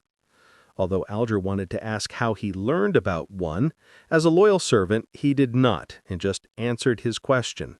However, he still warned his master about how strong the woman he was asking about is. Nux nodded before he closed his eyes and waited. How was it? Success? Suddenly, he heard Fell's voice in his mind. Yes, he is now under me. Good. Now let's discuss the second part again to make sure it doesn't fail. Yes. Nux smiled as he, Skyla, Lane, Fell, and Edda discussed the next plan. Well, only Fell and Nux were discussing, the other three were just silent and saying a few words a few times. Half an hour later, Alger's numb legs returned to normal. Since he had already taken a few healing potions, the cuts in his legs were almost healed as well. At the very least, he could stand up and move around now. However, seeing Nux sleeping on his bed, he thought about dealing a killing blow, but the horrifying pain returned. This time, however, he quickly removed the thoughts about betraying him and replaced them with him being loyal to him, and the pain subsided. He did not scream in pain since he did not want Nux to know about him thinking about betraying him. This also ensured him that whatever master said before was right. The pain will return every time he thinks about betraying him, even if the master himself is sleeping. This solidified his resolution to remain loyal even further. Master, I'm healed now. He then called him out politely. Nux's eyes opened as he awoke. He then glanced at Alger standing beside him with a respectful look on his face. Now, tell me about your personnel army. Is it also under the control of the Kingdom of Skadi? Alger was surprised that his master knew the name Kingdom supporting him. One had to know, even the Thousand Information Chamber doesn't know the name of the kingdom. How did he know? However, although he was surprised, his body moved on its own and answered the master's question. No, my army is under my control. Baron, Viscount, and Earl aren't allowed to keep their private army. However, the same is not true for Marquis and Dukes. These two noble ranks have the permission to keep their private army that listens to their orders. Of course, they are required to tell the name of every single soldier and his cultivation stage to the kingdom. If somehow a soldier whose name is not mentioned is found, the punishments are very harsh. All right, take me to your general or whatever is the highest position. As you command, master. The two of them walked towards the head of the Bannermain Army's room. Yes, since he was the head of the army, he was required to stay in the mansion. Not that he complained either. The room he and his family was provided was very lavish and safe, so he was happy to oblige. Knock, knock, knock. Alger then knocked on the door. Actually, he always calls him through a servant whenever he needs, but since Nux has ordered him to take him there, he obliged, like the obedient servant he was. Huh? Marquise Alger? What brings you here in the night? The head of the army, Hawk Reed, opened the door as he questioned. Nux could feel that he was a late master stage cultivator without using his eye of discerning and nodded. Then, without wasting any time, he asked what he was here for. Hawk Reed, are you willing to be my slave?